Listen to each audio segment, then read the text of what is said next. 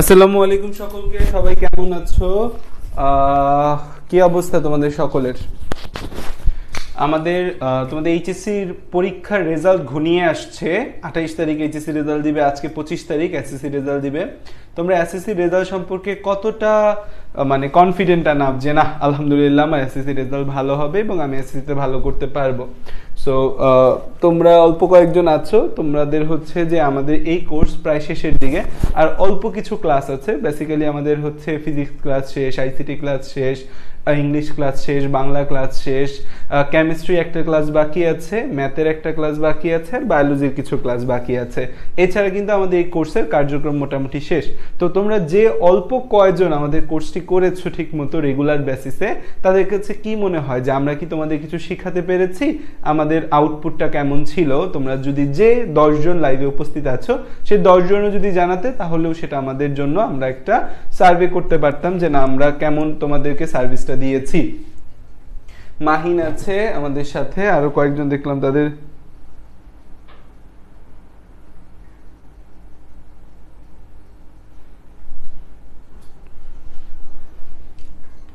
আচ্ছা, শান্ত বলেছে ভালো সার্ভিস দিয়েছি আমরা। আমি তোমাদের আসলে এখন পর্যন্ত খুব বেশি ক্লাস নিতে পারিনি আমার ইন্টারনির ব্যস্ততায়। তোমাদের ব্যাচে মূলত তারেক ভাইয়া ছিল, রাফি ভাইয়া ছিল, ইরফান ভাইয়া ছিল, তারেক ভাইয়ার ক্লাস বেশি ছিল। সো আশা করি তো সম্পদ ভাইয়া ছিল, ইজাজ ভাইয়ার ক্লাস করেছো তোমরা। সো ওভারঅল সবার ক্লাসে আশা করি তোমরা হচ্ছে যে খুব স্যাটিসফাইড যে তোমরা ভালো সার্ভিস পেয়েছো।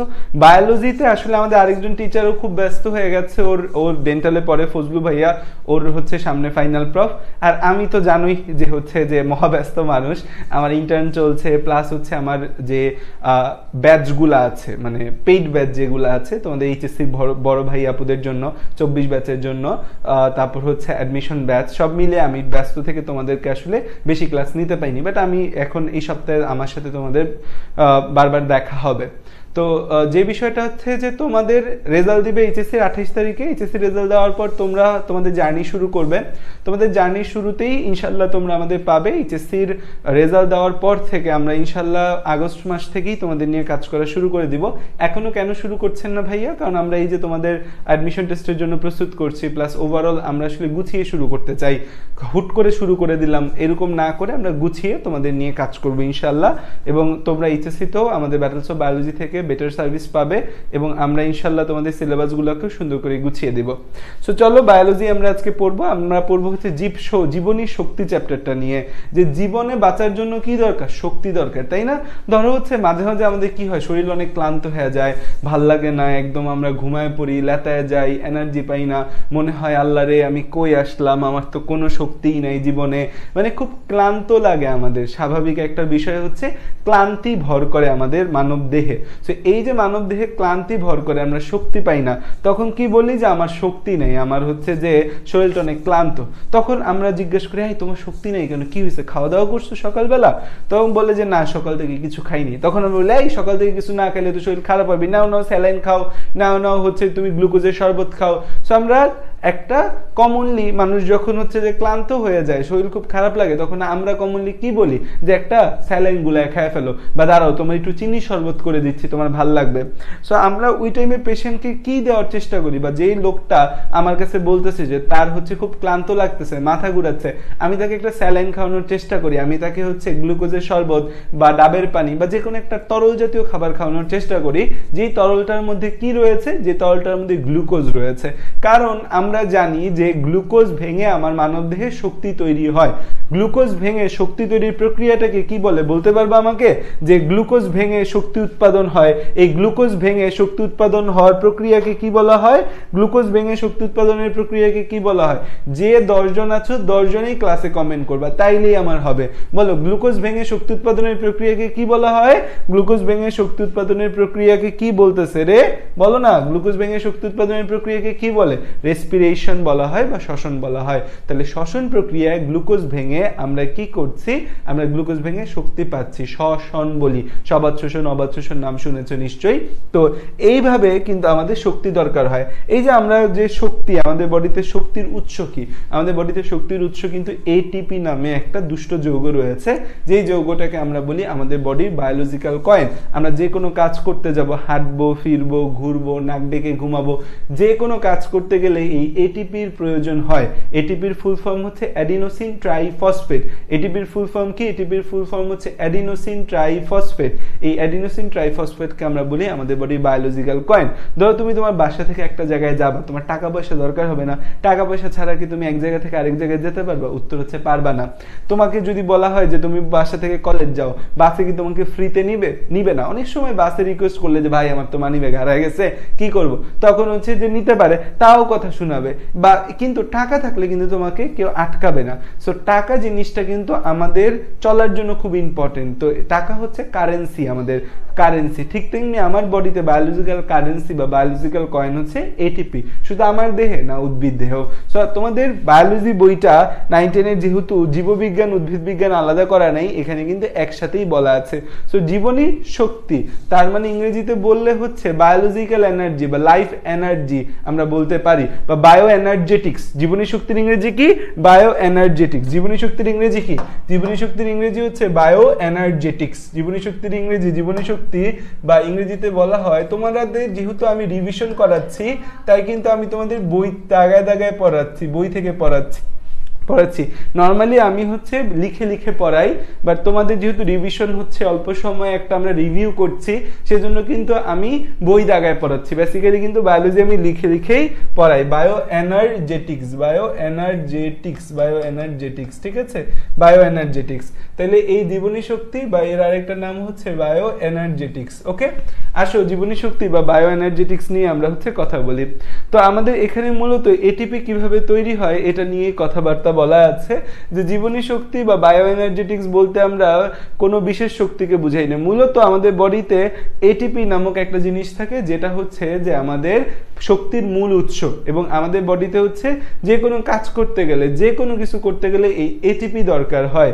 এই এটিপির পুরো নাম কি? এটিপির পুরো নাম হচ্ছে অ্যাডিনোসিন ট্রাইফসফেট। এটিপির ফুল ফর্ম হচ্ছে অ্যাডিনোসিন ট্রাইফসফেট। এটিপির ফুল ফর্ম হচ্ছে অ্যাডিনোসিন ট্রাইফসফেট।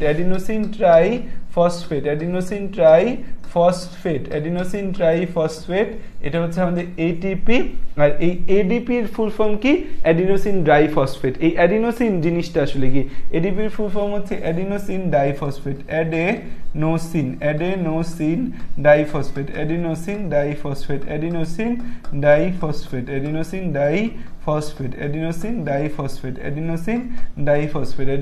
ডাইফসফেট। তাহলে দেখো এই এডিপি আর এটিপি এই যে দুইটা বিষয় আছে আমরা দেখতে পাচ্ছি। এই এডিপি অ্যাডিনোসিন ট্রাইফসফেট। তাহলে প্রথম কথা হচ্ছে অ্যাডিনোসিন জিনিসটা কি? তোমরা কি জানো অ্যাডিনোসিন জিনিসটা কি? অ্যাডিনোসিন হচ্ছে একটা নাইট্রোজেনাস বেস, নাইট্রোজেন যুক্ত ক্ষার। অ্যাডিনোসিন কি? একটা নাইট্রোজেন যুক্ত ক্ষার। এই নাইট্রোজেন যুক্ত একটা ক্ষারের নাম হচ্ছে অ্যাডিনোসিন। এগুলা আমরা যখন ইন্টারে আমরা যখন ইন্টারে হচ্ছে পড়াশোনা শুরু করব, ইন্টারে পড়াশোনা শুরু করলে আমরা হচ্ছে প্রথম চ্যাপ্টারেই পড়বো হচ্ছে ডিএনএ, আরএনএ, এই জিনিসগুলো আমরা প্রথম চ্যাপ্টারে পড়বো। এই যে জিনিসগুলো যে আমরা প্রথম চ্যাপ্টারে পড়বো, এই জিনিসগুলোই হচ্ছে যে আমাদের ডিএনএ আরএনএ পড়তে গেলে সেখানে অ্যাডিনোসিন, সাইটোসিন, থায়ামিন এই জিনিসগুলো আসবে। সো এখান থেকে আমাদের অ্যাডিনিন নামক একটা নাইট্রোজেন যুক্ত আমরা ক্ষার পাবো। অ্যাডিনিন, আমরা নর্মালি একটা নাইট্রোজেন যুক্ত ক্ষার পাই, নাইট্রোজেন যুক্ত ক্ষারের নাম হচ্ছে অ্যাডেনিন। সেই অ্যাডেনিন টার্মটা থেকে আসছে অ্যাডিনোসিন। অ্যাডিনোসিনের সাথে যখন 3টা ফসফেট যুক্ত থাকে তখন আমরা এটাকে বলি হচ্ছে অ্যাডিনোসিন ট্রাইফসফেট। তখন এটাকে আমরা কি বলি? অ্যাডিনোসিন ট্রাইফসফেটের মানে অ্যাডিনিনের সাথে কি যুক্ত আছে? অ্যাডিনিনের সাথে হচ্ছে রাইবোজ সুগার যুক্ত আছে। ঠিক আছে, অ্যাডিনোসিনের সাথে হচ্ছে কি আছে? রাইবোজ সুগার যুক্ত আছে। অ্যাডিনিন এর সাথে হচ্ছে যখন আমাদের রাইবোজ সুগার হচ্ছে 5 কার্বন বিশিষ্ট বিশিষ্ট একটা সুগার, 5 কার্বন বিশিষ্ট একটা সুগার যুক্ত থাকে যখন, তখন তাকে আমরা বলি অ্যাডেনোসিন, অ্যাডেনোসিন। আর এটার সাথে হচ্ছে 3টা ফসফেট যখন যুক্ত হবে তখন তাকে বলা হবে অ্যাডিনোসিন ট্রাইফসফেট বা এটিপি। ফসফেট যে আছে এই ফসফেটের সংকেত কি বলতে পারবা? এই যে ফসফেট যে আমরা দেখতে পাচ্ছি ফসফেট, এই ফসফেটের সংকেত কি? ফসফেটের সংকেত হচ্ছে আমাদের ফসফেট যে আছে এই ফসফেটের সংকেত কি? ফসফেটের সংকেত হচ্ছে আমাদের নরমালি ফসফেট হচ্ছে H3PO4, H3PO4 এটা হচ্ছে ফসফরিক অ্যাসিড। এই H3PO4 থেকে যখন আমরা হচ্ছে সরায় নিব, হাইড্রোজেন সরায় নিব, তখন হচ্ছে হয়ে যাবে এটা ফসফেট। তখন এটা হয়ে যাবে কি? তখন এটা হয়ে যায় ফসফেট। তখন এটা কি হয়ে যায়? তখন এটা হয়ে যায় ফসফেট।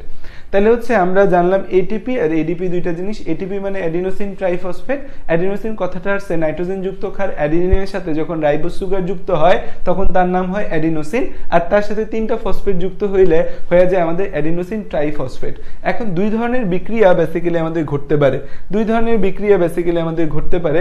এক নম্বর বিক্রিয়া হচ্ছে যে আমাদের কি হতে পারে? আমাদের হচ্ছে যে এই এটিপি আছে, এই এটিপিটা বেসিক্যালি আমাদের এডিপি অ্যাডিনোসিন ডাইফসফেট, এটার সাথে আমাদের ইনঅর্গানিক ফসফেট। ইনঅর্গানিক ফসফেট মানে এখানে যে ফসফেটটা যুক্ত হয় সেটা একটা জৈব না অজৈব ফসফেট। ইনঅর্গানিক ফসফেট এখানে যুক্ত হয়ে আমাদের তৈরি করে হচ্ছে এটিপি। কি তৈরি করে? এটিপি তৈরি করে। তাহলে এডিপি মানে ইনঅর্গানিক ফসফেট, এর সাথে এডিপি মানে অ্যাডিনোসিন ডাইফসফেট, তার সাথে ইনঅর্গানিক ফসফেট যুক্ত হয়ে তৈরি করে এটিপি। আর এই এটিপি থেকে আমাদের একটা ইনঅর্গানিক ফসফেট বের হয়ে আবার আমাদের এডিপিও তৈরি করতে পারে। তাইলে এই যে এডিপি অ্যাডিনোসিন ডাইফসফেট তার সাথে ইনঅর্গানিক ফসফেট যুক্ত হয়ে এটিপি তৈরি হচ্ছে, অথবা এটিপি থেকে একটা ইনঅর্গানিক ফসফেট বের হয়ে এডিপি তৈরি হচ্ছে। এই আমাদের এটিপি এই ফসফেট যুক্ত বা মুক্ত করে, ফসফেট আমাদের হচ্ছে যুক্ত বা মুক্ত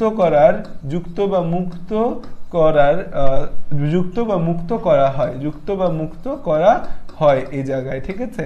আর এই এটিপি তৈরির প্রক্রিয়াকে কি বলি আমরা? এটিপি তৈরির প্রক্রিয়া, যে প্রক্রিয়া এটিপি তৈরি হয় সেই প্রক্রিয়াকে বলা হয় হচ্ছে যে আমাদের ফসফোরাইলেশন। কারণ এটিপি তৈরি করার জন্য কি যুক্ত করা হচ্ছে? ফসফেট যুক্ত করা হচ্ছে। ফসফোরাইলেশন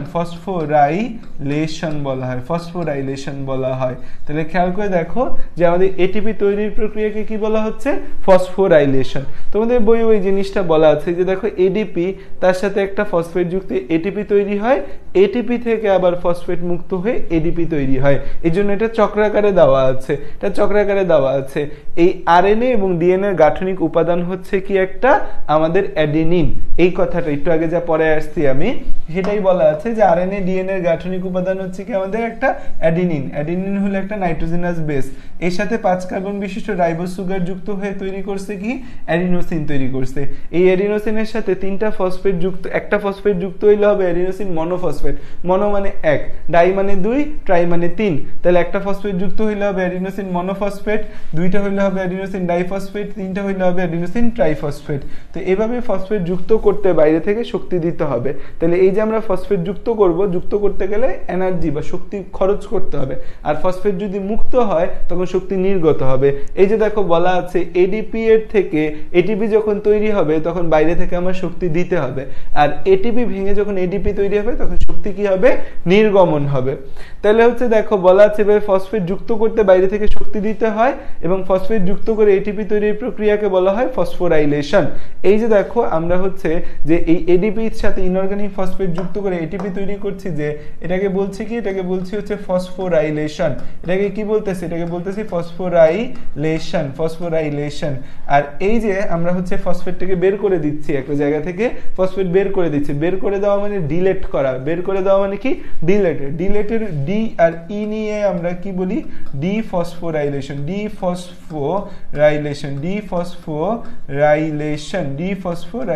কি বলবো? ডিফসফোরাইলেশন বলবো, ঠিক আছে? ডিফসফোরাইলেশন বলা হয়। তাহলে এভাবে ফসফেট যুক্ত করতে বাইরে থেকে শক্তি দিতে হয়, এই প্রক্রিয়ার নাম ফসফোরাইলেশন। আবার বিপরীত প্রক্রিয়ায় ফসফেটটা বের করে দেই, এটার নাম ডিফসফোরাইলেশন। প্রতিমূল এটিপির প্রান্তীয় যে ফসফেট গ্রুপ আছে সেখানে 7.3 কিলো ক্যালোরি শক্তি জমা থাকে। এটা পরীক্ষায় প্রশ্ন আসতে পারে যে এটিপি অণুর প্রান্তীয় ফসফেট গ্রুপে কত কিলো ক্যালোরি শক্তি জমা থাকে, 7.3 কিলো ক্যালোরি। তাহলে এই জায়গায় আমি যে পুরো এটিপির বিষয়টা বলছি তোমরা বুঝতে পারছো যে কি হয়েছে, আমাদের এটিপি আমাদের বেসিক্যালি অ্যাডেনিন আর রাইবোজ সুগার মিলে তৈরি হয় অ্যাডিনোসিন, তার সাথে 3টা ফসফেট যুক্ত হয় তৈরি হয় এটিপি। এই এটিপি ভেঙে এডিপি তৈরি হতে একটা ইনঅর্গানিক ফসফেট মুক্ত হয়, আবার এডিপির সাথে একটা ইনঅর্গানিক ফসফেট যুক্ত হয়ে অ্যাডিনোসিন তৈরি হতে পারে। এই ডিএনএ এবং আরএনএ গাঠনিক উপাদানগুলোর একটি হলো অ্যাডেনিন, এটি একটি নাইট্রোজেনাস বেস। ডিএনএ এবং আরএনএ গাঠনিক উপাদানগুলো হলো কি একটা অ্যাডেনিন নাইট্রোজেনাস বেস, তার সাথে 5 কার্বন বিশিষ্ট রাইবোজ সুগার যুক্ত অ্যাডিনোসিন, তার সাথে ফসফেট যুক্ত হয়ে কি ঘটনা ঘটছে আমরা দেখলাম। আর এই এডিপি এর সাথে ইনঅর্গানিক ফসফেট যুক্ত করে এটিপি তৈরির প্রক্রিয়াকে ফসফোরাইলেশন, আর এটিপি থেকে ইনঅর্গানিক ফসফেট বের করে এডিপি তৈরিকে ডিফসফোরাইলেশন বলা হয়। এটিপি তৈরির প্রক্রিয়াকে কি বলি আমরা? ফসফোরাইলেশন বলি। এতটুকু কথা আমরা কি বুঝছে কিনা, যে কয়জন আমরা ক্লাসে আছি এতটুকু কথা কি আমরা বুঝছে কিনা বলো তো?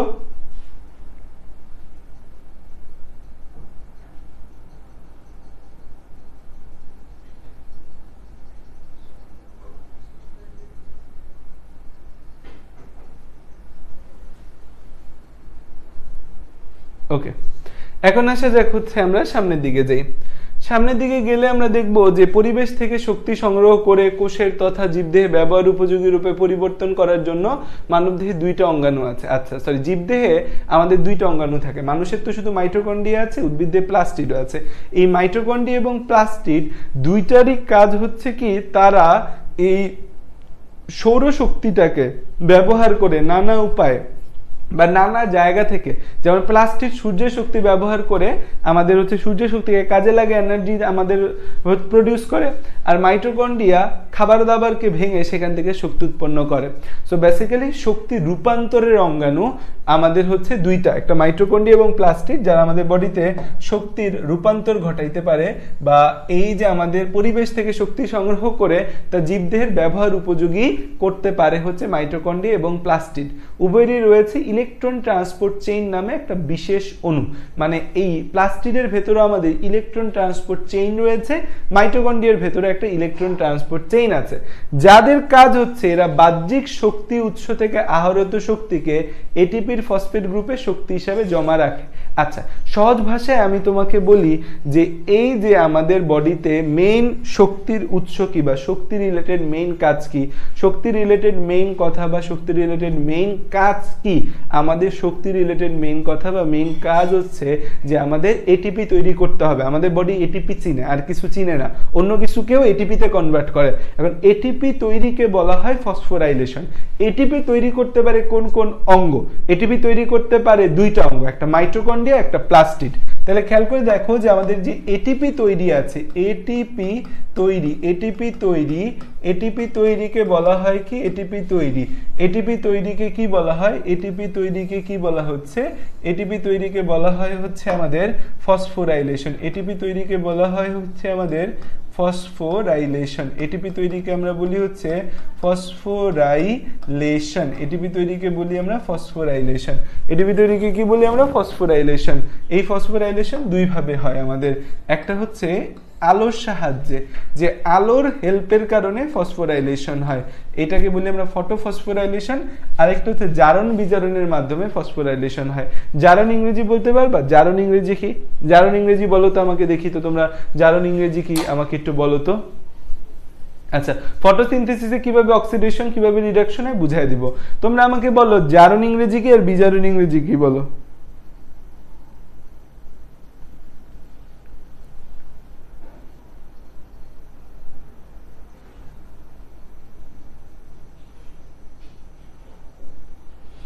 জারণ ইংরেজি অক্সিডেশন, বিজারণ ইংরেজি কি?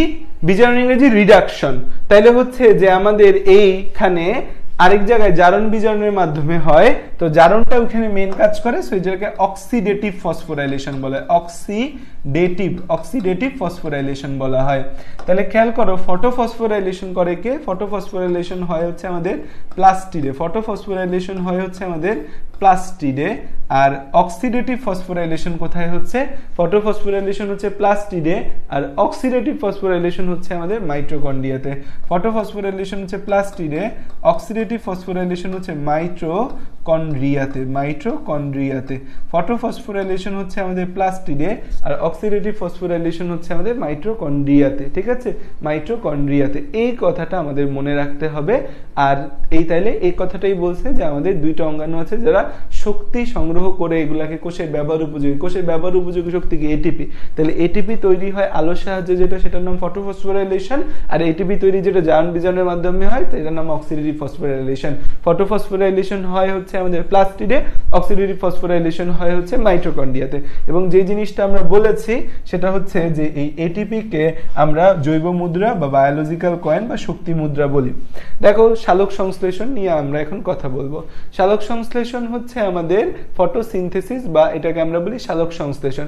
সালোক সংশ্লেষণের জন্য 4টা উপাদান দরকার হয়। সালোক সংশ্লেষণ মানে কি? সূর্যের আলো ব্যবহার করে শর্করা জাতীয় খাবার তৈরির প্রক্রিয়াকে সালোক সংশ্লেষণ বলা হয়। সবুজ উদ্ভিদের কার্বোহাইড্রেট জাতীয় খাদ্য তৈরির প্রক্রিয়াকে সালোক সংশ্লেষণ বলা হয়। সবুজ উদ্ভিদ যে আছে, সবুজ উদ্ভিদে কার্বোহাইড্রেট জাতীয় খাদ্য তৈরির প্রক্রিয়াকে সালোক সংশ্লেষণ বলা হয়।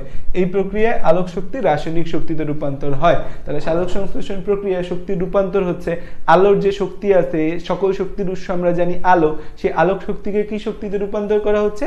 রাসায়নিক শক্তিতে রূপান্তর করা হচ্ছে। আলোক শক্তিকে রাসায়নিক শক্তিতে রূপান্তর করা হয়। আলোক শক্তিকে কিসে রূপান্তর করা হয়? আলোক শক্তিকে রাসায়নিক শক্তিতে রূপান্তর করা হয়। সালোক সংশ্লেষণের জন্য 4টা উপাদান দরকার হয়। সালোক সংশ্লেষণের জন্য প্রয়োজনীয় উপাদান কয়টা? 4টা। একটা ক্লোরোফিল, একটা হচ্ছে আলো, একটা পানি, একটা হচ্ছে যে আমাদের কার্বন ডাই অক্সাইড। ক্লোরোফিল, আলো, পানি, কার্বন ডাই অক্সাইড। তাহলে হচ্ছে সালোক সংশ্লেষণের প্রয়োজনীয় উপাদান। সালোক সংশ্লেষণের প্রয়োজনীয় উপাদান কোনটা কি কাজ করে আমরা জেনে রাখি। সালোক সংশ্লেষণের জন্য আমাদের 4টা উপাদান দরকার হয়। কয়টা উপাদান দরকার হয়? 4টা উপাদান দরকার হয়। কি কি উপাদানগুলো? 1 নম্বরে হচ্ছে ক্লোরোফিল, যেটা সূর্যের আলোক শক্তি গ্রহণ করে। ক্লোরোফিলের কাজ কি? ক্লোরোফিলের কাজ হচ্ছে এরা আলোক শক্তি গ্রহণ করে। ক্লোরোফিলের কাজ কি? ক্লোরোফিলের কাজ হচ্ছে এরা সূর্যের যে আলোক শক্তি আছে সেই সূর্যের আলোক শক্তি গ্রহণ করে ক্লোরোফিল। তাহলে ক্লোরোফিল কি করলো? ক্লোরোফিল হচ্ছে যে আমাদের সূর্যের আলোক শক্তি শোষণ করে। আর সূর্যালোক দরকার হয় কি? শক্তির জন্য। তাহলে ফার্স্টে 1 নম্বরে আমরা ধরি আলো। আলো হচ্ছে সূর্যালোক হচ্ছে আমাদের এখানে শক্তির উৎস হিসেবে কাজ করে। যে সকল শক্তির উৎস হিসেবে কাজ করে আমাদের কি? সূর্যের আলো। আর সূর্যের আলোটা উদ্ভিদ গ্রহণ করে কিসের মাধ্যমে? ক্লোরোফিল হচ্ছে সূর্যের আলোক শক্তি শোষণ করে। ক্লোরোফিলের কাজ কি? ক্লোরোফিলের কাজ হচ্ছে সূর্য শক্তিকে শোষণ করে। ক্লোরোফিলের কাজ কি? ক্লোরোফিলের কাজ হচ্ছে সূর্য শক্তিকে শোষণ করে রাসায়নিক শক্তিতে রূপান্তর করে। তাহলে সূর্য শক্তিকে শোষণ করে হচ্ছে এরা হচ্ছে ক্লোরোফিল হচ্ছে সূর্য শক্তি শোষণ করে রাসায়নিক শক্তিতে রূপান্তর করে। সূর্য শক্তি শোষণ করে রাসায়নিক শক্তিতে রূপান্তর। সূর্য শক্তি শোষণ করে রাসায়নিক শক্তিতে রূপান্তর। সূর্য শক্তি শোষণ করে রাসায়নিক শক্তিতে রূপান্তর। সূর্য শক্তি শোষণ করে রাসায়নিক শক্তিতে রূপান্তর করা হয়। সূর্য শক্তি শোষণ করে রাসায়নিক শক্তিতে রূপান্তর করার কাজ কে করে? ক্লোরোফিল করে। আর এরপর হচ্ছে কার্বন ডাই অক্সাইড যে আছে, কার্বন ডাই অক্সাইডটা মূলত কি কাজে ব্যবহার হয়? কার্বন ডাই অক্সাইডটা ব্যবহার হয় হচ্ছে কার্বোহাইড্রেট জাতীয় খাদ্য তৈরির জন্য। কার্বোহাইড্রেট C6H12O6 যে তৈরি হয় সেখানে এরা মূলত কাজ করে। কার্বোহাইড্রেট জাতীয়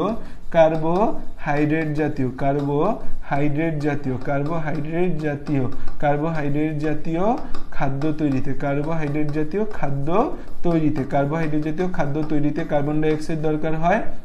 এরপর দরকার হয় হচ্ছে আমাদের পানি। এরপর দরকার হয় হচ্ছে পানি, H2O কি কাজে লাগে? H2O হচ্ছে আমাদের কি করে? H2O এরা হচ্ছে রাসায়নিক শক্তি হিসেবে NADPH2 H2 তৈরি করে। তারা হচ্ছে যে পানি H2O দুইটা কাজ, একটা হচ্ছে অক্সিজেন তৈরি, এই যে সালোক সংশ্লেষণ প্রক্রিয়ায় উপজাত হিসেবে অক্সিজেন পায়, যেটার জন্য আমরা খুব খুশি, অক্সিজেন আসছে, আমরা খুব খুশি অক্সিজেন পেয়ে। এই অক্সিজেনটা তৈরি হয় পানি থেকে, এবং হচ্ছে যে এরা আমাদের হচ্ছে রাসায়নিক শক্তি NADH2, রাসায়নিক শক্তি NADPH+ তৈরি করে। এই NAD এর ফুল ফর্ম কি? NADP এর ফুল ফর্ম হচ্ছে, যেখানে আমি তোমাকে NADP বলবো সেটার ফুল ফর্ম হচ্ছে নিকোটিনামাইড অ্যাডেনিন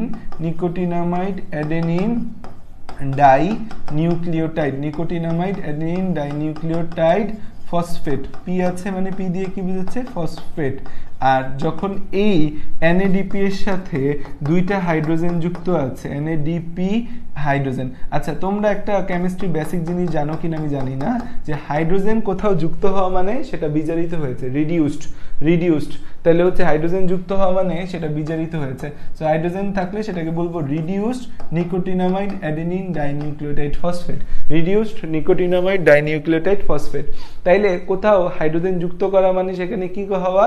হাইড্রোজেন যুক্ত হওয়া মানে সেখানে জারণ, হাইড্রোজেন যুক্ত হওয়া মানে সেখানে বিজারণ হয়েছে। হাইড্রোজেন যুক্ত হওয়া মানে হচ্ছে বিজারণ, আর হাইড্রোজেন মুক্ত করা মানে জারণ। এই যে তোমরা একজন আমাকে জিজ্ঞেস করছো যে ভাইয়া এই কার্বন ডাইঅক্সাইড এবং পানি, এখান থেকে হচ্ছে যে এখানে সালোক সংশ্লেষণ বিক্রিয়াকে একটা জারণ বিজারণ বিক্রিয়া বলে। কেমনে হচ্ছে যে তোমরা জারণ বিজারণের অনেক ফর্মুলা পড়ছো, এটা কমন ফর্মুলা মনে রাখো যে ইলেকট্রন ত্যাগ মানে জারণ আর ইলেকট্রন গ্রহণ মানে বিজারণ। আরেকটা ফর্মুলা মনে রাখো যে হাইড্রোজেন ছাড়া মানে হচ্ছে জারণ, হাইড্রোজেন যুক্ত করা মানে বিজারণ। তাহলে এই যে দেখো কার্বন ডাইঅক্সাইড, এই কার্বন ডাইঅক্সাইডের সাথে কি হয়েছে? কার্বন ডাইঅক্সাইড আর C6H12O6। এখানে যদি তুমি পরমাণুগত পার্থক্য দেখো তাহলে একটাই পার্থক্য আছে, এখানে হাইড্রোজেন যুক্ত হয়েছে। তাহলে এখানে কি যুক্ত হয়েছে? এখানে হাইড্রোজেন যুক্ত হয়েছে। এখানে কি যুক্ত হয়েছে? এখানে আমাদের হাইড্রোজেন যুক্ত হয়েছে। এখানে হাইড্রোজেন যুক্ত হয়েছে। হাইড্রোজেন যুক্ত মানে কি? হাইড্রোজেন যুক্ত মানে হচ্ছে বিজারণ। হাইড্রোজেন যুক্ত মানে কি? সহজ ভাষায় এখানে আমাদের বিজারণ হয়েছে, বিজারণ। আর যদি তুমি পানি দেখো, পানির মধ্যে তো 12 অণু, এখানে 6 অণু তৈরি হয়ে গেছে অটোমেটিক, এখানে আর কথা নেই। কিন্তু পানির মধ্যে যদি তুমি দেখো, এই পানির সাথে এই অক্সিজেনের তুলনা করতে হবে। অক্সিজেনের তুলনা করলে দেখো এখানে হাইড্রোজেন মুক্ত হয়েছে, এখানে হাইড্রোজেন মুক্ত হয়েছে। এই হাইড্রোজেন মুক্তটা কে করছে? হাইড্রোজেন মুক্তটা করছে হচ্ছে জারণ। হাইড্রোজেন মুক্ত কে করছে? হাইড্রোজেন মুক্ত করছে হচ্ছে জারণ। তাহলে একটা জারণ এবং আরেকটা হচ্ছে বিজারণ। তাইলে হচ্ছে যে আমাদের হাইড্রোজেন মুক্ত হয়েছে এটা হচ্ছে জারণ বিক্রিয়া একটা, আর হাইড্রোজেন যুক্ত হয়েছে এটা বিজারণ বিক্রিয়া। So this is the thing আমাদের হচ্ছে যে সালোক সংশ্লেষণ একটা আমাদের জারণ বিজারণ বিক্রিয়া। তাহলে সালোক সংশ্লেষণ একটা কোন ধরনের বিক্রিয়া? সালোক সংশ্লেষণ একটা জারণ বিজারণ বিক্রিয়া। সালোক সংশ্লেষণ একটা জারণ বিজারণ বিক্রিয়া।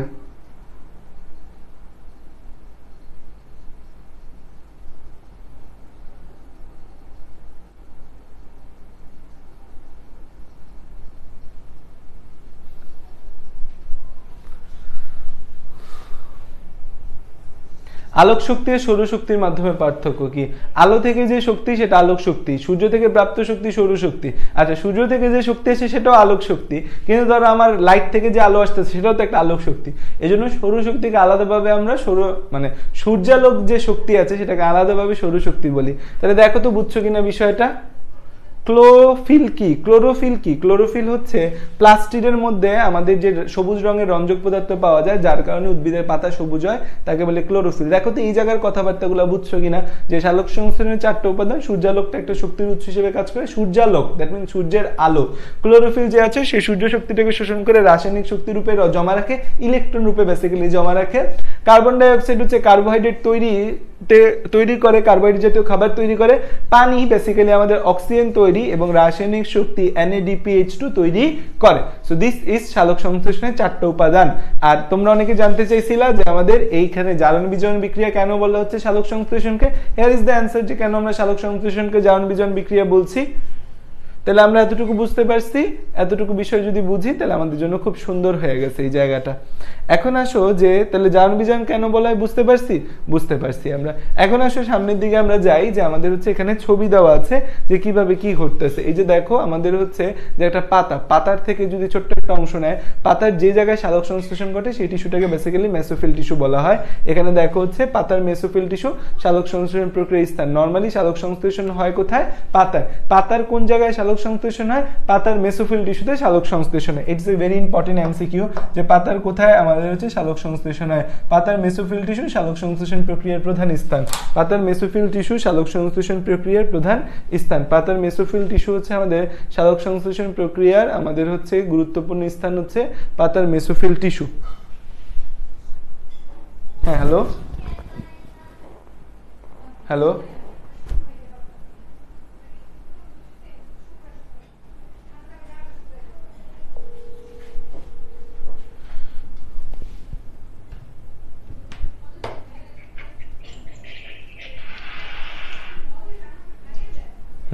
তাহলে খেয়াল করে দেখো, আমরা হচ্ছে এই মেসোফিল টিস্যুটা দেখাচ্ছে, এখানে পত্ররন্ধ্র দেখাচ্ছে, এখানে এই যে ক্লোরোপ্লাস্টের ছবি দেখিয়েছে। আমাদের হচ্ছে যে অক্সিজেন এবং পানি হচ্ছে সালোক সংশ্লেষণের একটা উপজাত বা বাই প্রোডাক্ট। আচ্ছা, উপজাত মানে কি? যে বলছে এটা একটা জারণ বিজারণ প্রক্রিয়া, আমরা এখানে জারণ বিজারণ প্রক্রিয়া বুঝতে পারছি। এই যে কার্বন ডাই অক্সাইড এবং পানি, আমরা জারণ বিজারণ বিক্রিয়া এটা একটা বুঝতে পারছি। অক্সিজেন এবং পানি সালোক সংশ্লেষণ একটা উপজাত বা বাই প্রোডাক্ট। আচ্ছা, উপজাত বা বাই প্রোডাক্ট মানে আসলে কি? উপজাত বা বাই প্রোডাক্ট আসলে কি? উপজাত বা বাই প্রোডাক্ট বলতে আসলে কি বোঝায়? এই টার্মটা হয়তো অনেক জায়গায় শুনবা, উপজাত বা বাই প্রোডাক্ট। হোয়াট ইজ উপজাত বা বাই প্রোডাক্ট? যে জিনিসটা আমি হচ্ছে চাচ্ছি না তৈরি হোক, যে জিনিসটা আমি চাচ্ছি না তৈরি হোক, বা যে জিনিসটা তৈরি করা আমার আসল উদ্দেশ্য না, কিন্তু এটা বিক্রিয়াতে তৈরি হয়ে যায় এবং এটা উপকারী, সেই জিনিসটাকে বলে উপজাত বা বাই প্রোডাক্ট। তাহলে উপজাত বা বাই প্রোডাক্ট হচ্ছে এমন একটা জিনিস যেটা হচ্ছে যে আমরা চাই নাই তৈরি হোক, বা এটা তৈরি আমার ইন্টেনশন ছিল না, একটা রিঅ্যাকশনের ইন্ডে এটা তৈরি হয়ে যায়, সেটাকে বাই প্রোডাক্ট বলা হয়।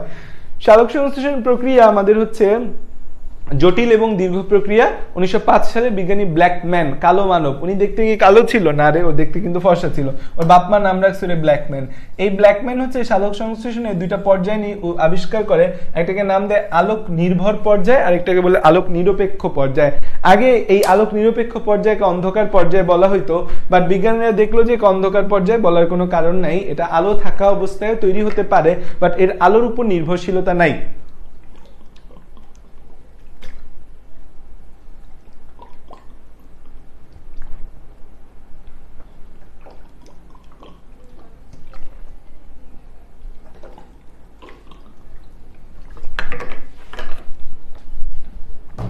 ওকে, এখন দেখো আলোক নির্ভর পর্যায় এবং আলোক নিরপেক্ষ পর্যায়। এই যে আলোক নির্ভর পর্যায় এবং আলোক নিরপেক্ষ যে পর্যায় দেখতে পাচ্ছি, এগুলা নিয়ে এখন আমরা একটু কথাবার্তা বলে দেখি যে কি বলা আছে।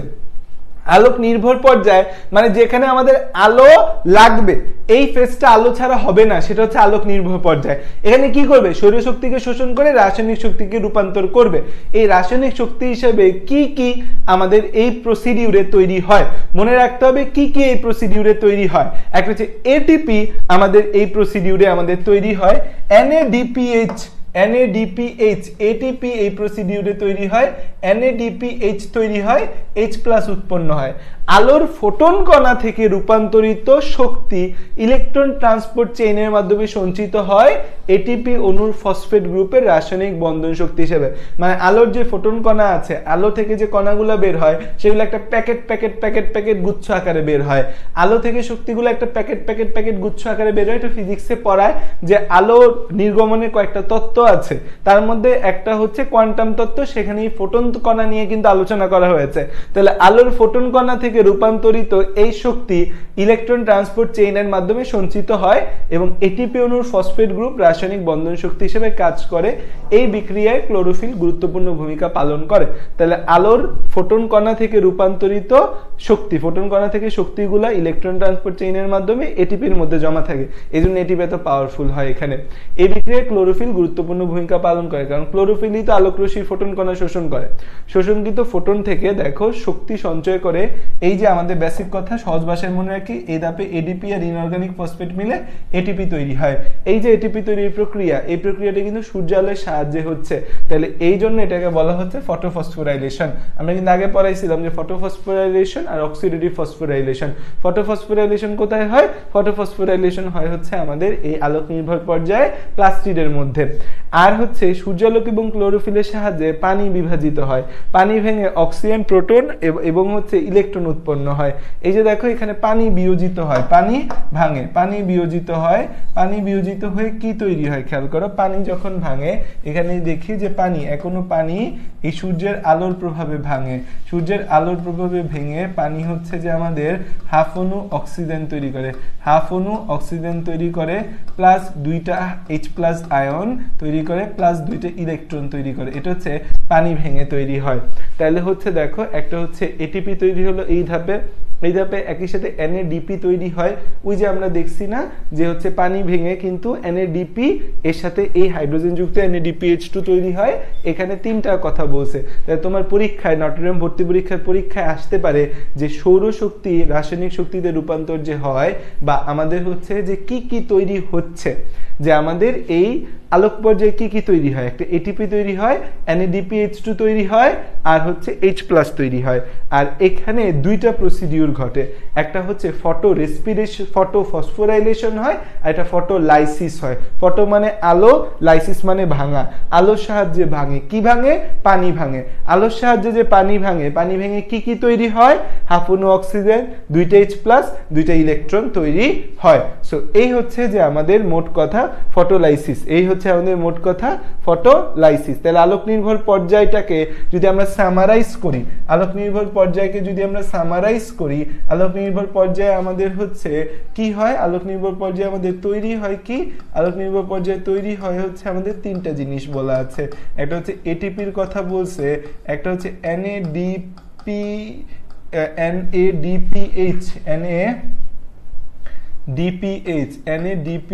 এর কথা বলছে, আর একটা H+ আয়নের কথা বলছে। তো এই এটিপি তৈরি, এই জিনিস তৈরি হয়, এটিপি তৈরি হয় যে প্রক্রিয়ার মাধ্যমে, সেটাকে বলি আমরা ফটোফসফোরাইলেশন। এটিপি তৈরি হয় যে প্রক্রিয়ার মাধ্যমে, এটাকে বলি হচ্ছে আমরা ফটোফসফোরাইলেশন, ফটোফসফোরাইলেশন। আর এই NADPH, H+ এই এর মধ্যে এগুলা তৈরি হয় হচ্ছে আমাদের কিসের মাধ্যমে? এগুলা তৈরি হয় হচ্ছে আমাদের এই ফটোলাইসিস অফ ওয়াটারের মাধ্যমে, এগুলা তৈরি হয় হচ্ছে ফটোলাইসিস অফ ওয়াটারের মাধ্যমে, ফটোলাইসিস অফ ওয়াটার। নর্মালি আমাদের হচ্ছে যে কোষের মধ্যে এমনি NADPH থাকে, তার সাথে NADPH এর সাথে যখন H+ যুক্ত হয় তখন সেটা রিডিউসড নিকোটিনামাইড অ্যাডেনিন ডাইনিউক্লিয়েটেড ফসফেট তৈরি হয়, যেটা আসলে আমাদের কার্যকরী হয়। তাহলে এটা হচ্ছে আলোক নির্ভর পর্যায়ের মেইন জিনিস, এই তিনটা জিনিস তৈরি এবং এই দুইটা প্রসিডিউর হয়। অন্ধকার পর্যায়ে আছে এই দুইটা জিনিসকে একসাথে কি বলা হয়? এই এটিপি আর হচ্ছে আমাদের এই NADPH+H+, এই দুইটাকে একসাথে হচ্ছে কি বলে? এই দুইটাকে একসাথে বলা হয় হচ্ছে আমাদের আত্তীকরণ সূত্র, আত্তীকরণ শক্তি বা অ্যাসিমিলেটরি পাওয়ার। এই দুইটাকে একসাথে বলা হয় হচ্ছে আমাদের আত্তীকরণ শক্তি বা অ্যাসিমিলেটরি পাওয়ার। আত্তীকরণ শক্তি বা ইংরেজিতে বলা হয় অ্যাসিমিলেটরি পাওয়ার, আত্তীকরণ শক্তি বা অ্যাসিমিলেটরি পাওয়ার। মানে কি? এর ক্ষমতা আছে আত্তীকরণ করার। কি আত্তীকরণ করার? যত শক্তি আছে জায়গায় আছে, এই শক্তি দ্বারা তারা যে কোনো কিছু তৈরি বা আত্তীকরণ করতে পারবে। তাহলে এটাকে কি বলি আমরা? এটিপি প্লাস NADPH2 কে বলা হয় আত্তীকরণ শক্তি বা অ্যাসিমিলেটরি পাওয়ার। আলোক নিরপেক্ষ পর্যায়ে বা অন্ধকার পর্যায়ে, আলোক নিরপেক্ষ পর্যায়ে বা অন্ধকার পর্যায়ে, এই যে আলোক নিরপেক্ষ পর্যায়ে বা অন্ধকার পর্যায়ে আছে, এখানে আলোর প্রত্যক্ষ প্রয়োজন হয় না। আলো থাকলেও ভালো, না থাকলেও ভালো, বাট ও আলো নিয়ে কোনো কাজ নাই। এই যে এটিপি আর NADPH2 তৈরি হয়ে গেছে, এই এটিপি এবং NADPH2 এটাই কার্বন ডাইঅক্সাইডকে বিজারিত করে কার্বোহাইড্রেটে পরিণত করবে। তাহলে দেখো এই কথাটাই বলা আছে, কিন্তু আলোক পর্যায়ে তৈরি এটিপি এবং NADPH2 এর সাহায্যে আলোক নিরপেক্ষ পর্যায়ে কার্বন ডাইঅক্সাইড বিজারিত হয়ে কার্বোহাইড্রেট পরিণত হয়। সবুজ উদ্ভিদে কার্বন ডাইঅক্সাইড বিজারণের তিনটি গতিপথ শনাক্ত করা হয়েছে। নর্মালি আমাদের বডিতে, উদ্ভিদে কার্বোহাইড্রেট যে বিজারণ হয়, কার্বোহাইড্রেট বিজারণের তিনটা পথ। কার্বোহাইড্রেট বিজারণের কয়টা পথ আছে? কার্বন ডাই অক্সাইড বিজারণ হয়ে কার্বন ডাই অক্সাইড বিজারণ হবে কেন? কারণ এর সাথে হাইড্রোজেন যুক্ত হবে। বিজারণের তিনটা পথ আছে, তিনটা পথ আছে। কি কি পথগুলোর নাম? এক নম্বর হচ্ছে যে আমাদের ক্রেবস, এক নম্বর হচ্ছে ক্যালভিন চক্র, বা ক্যালভিন চক্রের আরেকটা নাম হচ্ছে C3 চক্র। ক্যালভিন চক্র বা এর আরেকটা নাম হচ্ছে C3 চক্র, ক্যালভিন চক্র বা এর আরেকটা নাম হচ্ছে C3 চক্র। দুই নম্বর হচ্ছে আমাদের হ্যাচেন-স্ল্যাক চক্র, দুই নম্বর হচ্ছে আমাদের হ্যাচ-এন-স্ল্যাক চক্র, হ্যাচ-এন-স্ল্যাক চক্র, হ্যাচেন-স্ল্যাক চক্র বা C4 চক্র, হ্যাচেন-স্ল্যাক চক্র বা C4 চক্র। আর তিন নম্বর বিষয় হচ্ছে আমাদের ক্যাম চক্র, ক্যাম চক্র বা এটার ফুল ফর্ম হচ্ছে ক্রাসালুসিয়ান অ্যাসিড মেটাবলিজম পাথওয়ে। এটা মূলত মরুজ উদ্ভিদে হয়। কোন উদ্ভিদগুলোতে হয়? মরুভূমিতে যে উদ্ভিদগুলো থাকে সেই উদ্ভিদে ক্যাম হয়। তাহলে ক্যামের ফুল ফর্ম কি? ক্যামের ফুল ফর্ম হচ্ছে crassulacean acid metabolism pathway, crassulacean acid metabolism, crassulacean acid metabolism pathway, crassulacean acid metabolism pathway. এটাকে কি বলা হয়? এটাকে বলা হয় হচ্ছে CAM, crassulacean acid metabolism pathway. এটাকে কি বলা হয়? এটাকে বলা হয় হচ্ছে ক্যাম বলা হয়। এবং এটা হয় হচ্ছে মরুজ উদ্ভিদে। এটা হয় কোথায়? মরুজ উদ্ভিদে। এই ক্যামটা হয় শুধুমাত্র মরুজ উদ্ভিদে, যেমন হচ্ছে ক্যাকটাস, ফণিমনসা, এই গাছগুলোর মধ্যে হয়। ক্যাকটাস, ফণিমনসা, ক্যাকটাস বা ফণিমনসাতে, ফণিমনসা, ক্যাকটাস বা ফণিমনসা, এই দুইটা জায়গার মধ্যে হচ্ছে যে আমাদের এই আলোক নিরপেক্ষ পর্যায় বা অন্ধকার পর্যায় হয়।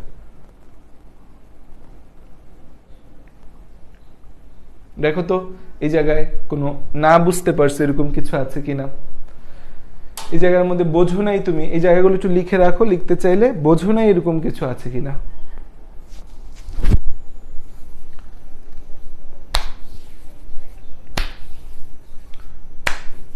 যে কয়জন আছে একটু রেসপন্স করো ক্লাসে।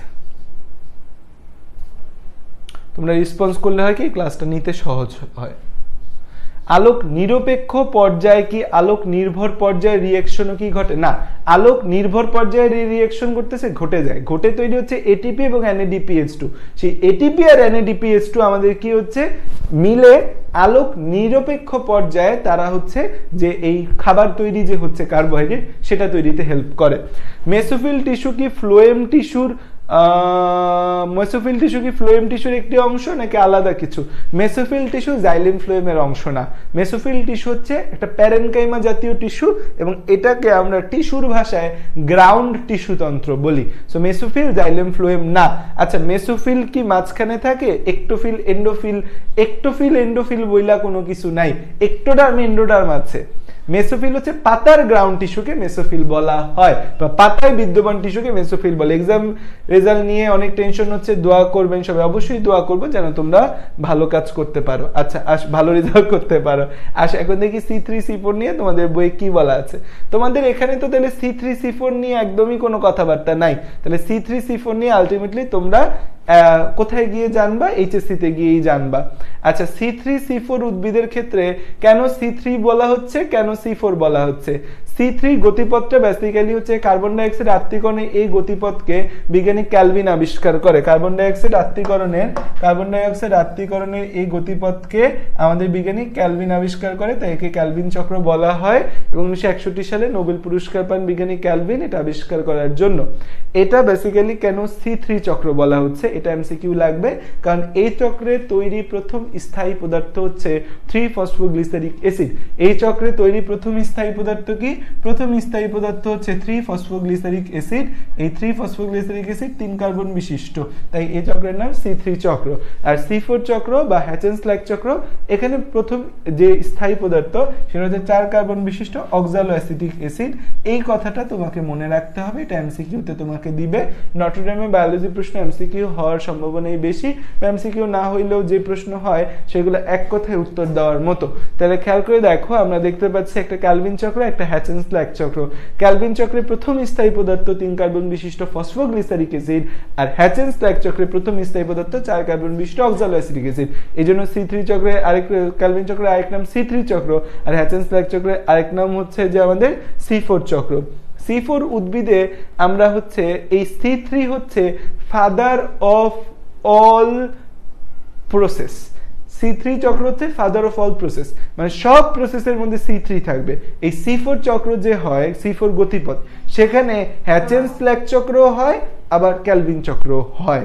মানে ক্যালভিন চক্র ছাড়া আলটিমেটলি আমরা যে কার্বোহাইড্রেট জাতীয় খাবার তৈরি করি সেটা সম্ভব না। ক্যাম উদ্ভিদ যে আছে, ক্রাসালুসিয়ান অ্যাসিড মেটাবলিজম পাথওয়ে যাদের মধ্যে হয়, তাদের মধ্যেও যত কিছু ঘটুক আলটিমেটলি খাবার তৈরির জন্য C3 চক্র লাগে। এখন কেন তাইলে হচ্ছে C3 তো হইতো, C4 কেন আসলো, ক্যাম কেন আসলো, এগুলার অনেক ব্যাখ্যা আছে, ইন ডেপথ ব্যাখ্যা পড়তে হয় আসলে এই জিনিসগুলার।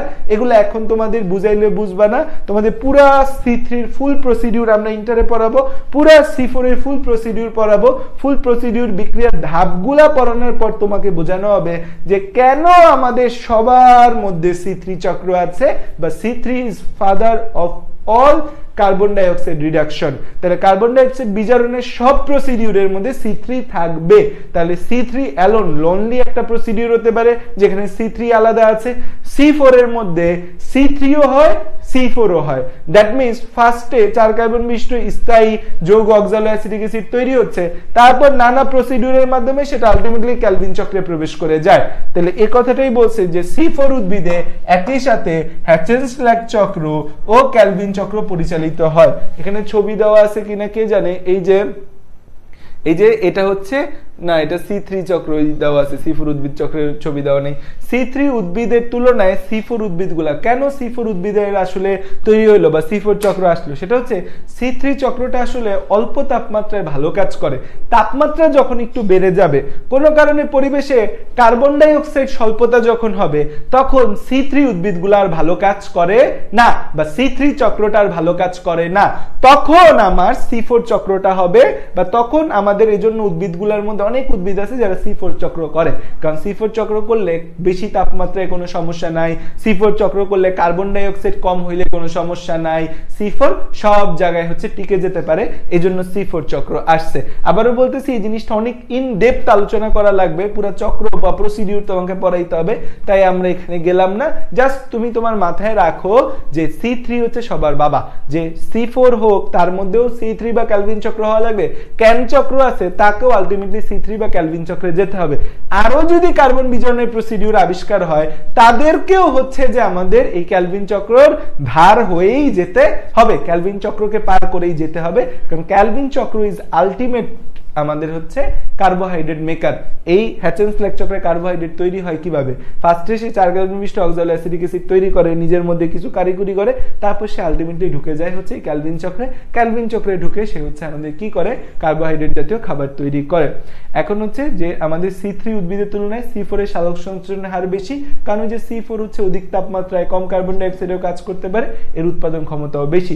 C3 উদ্ভিদগুলা বেসিক্যালি ধান, গম, ঘাস ইত্যাদিতে C3 দেখা যায়, আর C4 গুলা C4 গুলা কই দেখা যায়, C4 গুলা ভুট্টা, আখ, ঘাস জাতীয় উদ্ভিদ যে আছে, ধান, গম, এইসব জায়গায় C4 দেখা যায়। তাহলে হচ্ছে আর আমরা যে আম কাঁঠাল খাই না, ওই জায়গায় C3 বেশি দেখা যায়। তাহলে ভুট্টা, আখ, অন্যান্য ঘাস জাতীয় উদ্ভিদ, মুথা ঘাস, নটে গাছ ইত্যাদিতে C4 পরিলক্ষিত হয়। তাহলে C4 এবং C3 এর মধ্যে C3 কোথায় পরিলক্ষিত আর C4 কোথায় পরিলক্ষিত হয়, এটা যদি মনে রাখি তাহলে হচ্ছে আমরা C3 হচ্ছে ধান, গম, বার্লি, আম, জাম। C3 হচ্ছে ধান, গম, বার্লি, আম, জাম। ধান, গমে C3 ফার্স্টে ঠিক বলছিলাম। C3 তে C3 উদ্ভিদ মানে যেসব উদ্ভিদে C3 চক্র চলে, C3 উদ্ভিদ বা যেসব উদ্ভিদে C3 চক্র চলে, এরকম হচ্ছে ধান, গম, আম, জাম, কাঁঠাল। ধান, গম, আম, জাম, কাঁঠাল। ধান, গম, আম, জাম, কাঁঠাল। ধান, গম, আম, জাম, কাঁঠাল। ধান, গম, আম, জাম, কাঁঠাল, এগুলো হচ্ছে C3 উদ্ভিদ। আর C4 উদ্ভিদ যে আমাদের রয়েছে, C4 উদ্ভিদ এখানে তো দেওয়া আছে ভুট্টা, আখ, তারপর মুথা ঘাস, নটে ঘাস, C4 উদ্ভিদ, যেসব উদ্ভিদে C4 চক্র চলে, C4 চক্র চলে মানে প্রথম যে যৌগটা তৈরি হবে সেটা 4 কার্বন বিশিষ্ট অক্সালোঅ্যাসিটিক অ্যাসিড। C3 চক্র কি, প্রথম যে যৌগটা তৈরি হবে সেটা 3 কার্বন বিশিষ্ট ফসফোগ্লিসারিক অ্যাসিড। এই C4 উদ্ভিদ হচ্ছে ভুট্টা আখ, ভুট্টা আখ, মুথা ঘাস, ভুট্টা আখ, ভুট্টা আখ, ভুট্টা আখ, তারপর হচ্ছে আমাদের মুথা ঘাস, ভুট্টা আখ, মুথা ঘাস, ভুট্টা আখ, মুথা ঘাস, ঠিক আছে, ভুট্টা আখ, মুথা ঘাস। তাহলে এই কয়টার নাম আমরা মনে রাখবো। এখন বলছে সালোক সংশ্লেষণে ক্লোরোফিলের ভূমিকা। পাতায় ক্লোরোফিল পরিমাণের সাথে সালোক সংশ্লেষণের হারের সরাসরি সম্পর্ক আছে। দ্যাট মিনস ক্লোরোফিল যত বেশি, সালোক সংশ্লেষণ আমার কি হবে, তত বেশি হবে। তাহলে এই কথাগুলা কি আমরা হালকা পাতলা একটু বুঝতে পারছি না? আচ্ছা, সামনে যদি আসি, সালোক সংশ্লেষণে আলোর ভূমিকা। সালোক সংশ্লেষণ কোন আলোতে বেশি হয়, এইটা হচ্ছে আমাকে একটু জানতে হবে যে সালোক সংশ্লেষণ আমাদের লাল আলোতে বেশি হয়। সালোক সংশ্লেষণ কোন আলোতে বেশি হয়?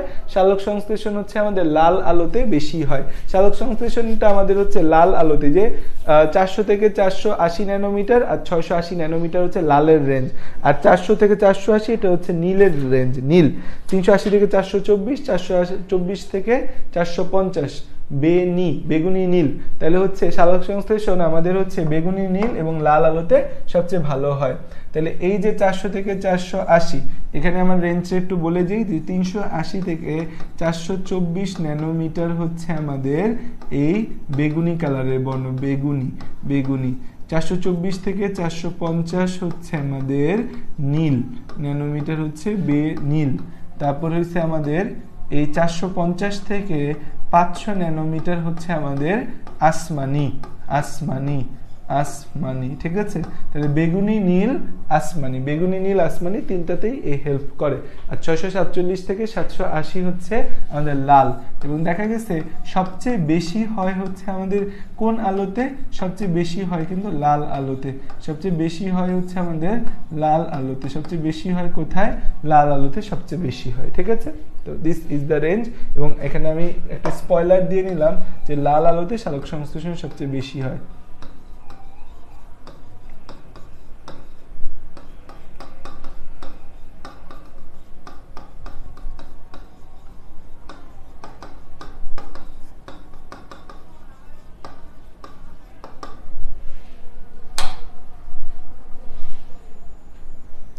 আজানটা শেষ হোক।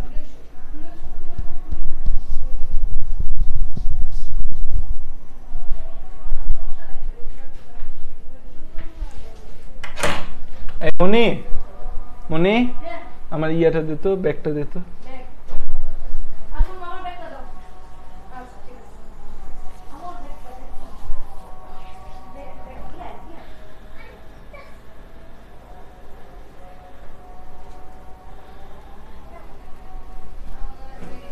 দাদা আনমন দাদা,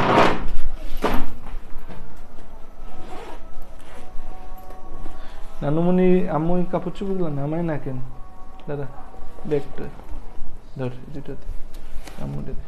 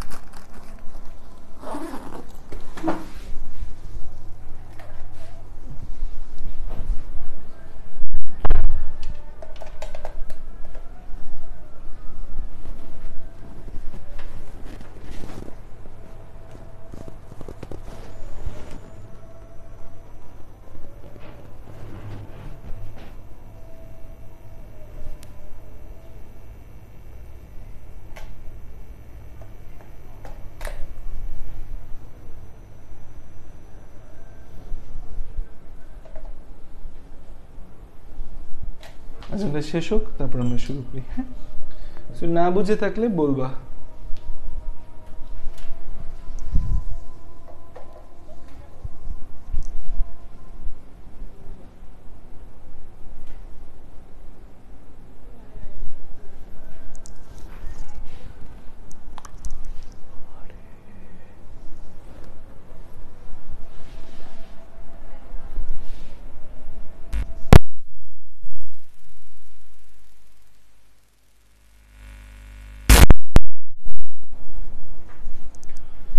আচ্ছা দেখো, সালোক সংশ্লেষণের প্রভাবক কি কি প্রভাবক লাগে, কিছু আছে বাইরের প্রভাবক, যেমন সালোক সংশ্লেষণের জন্য আমাদের যে মূল 4টা উপাদান, শেষ হয়নি।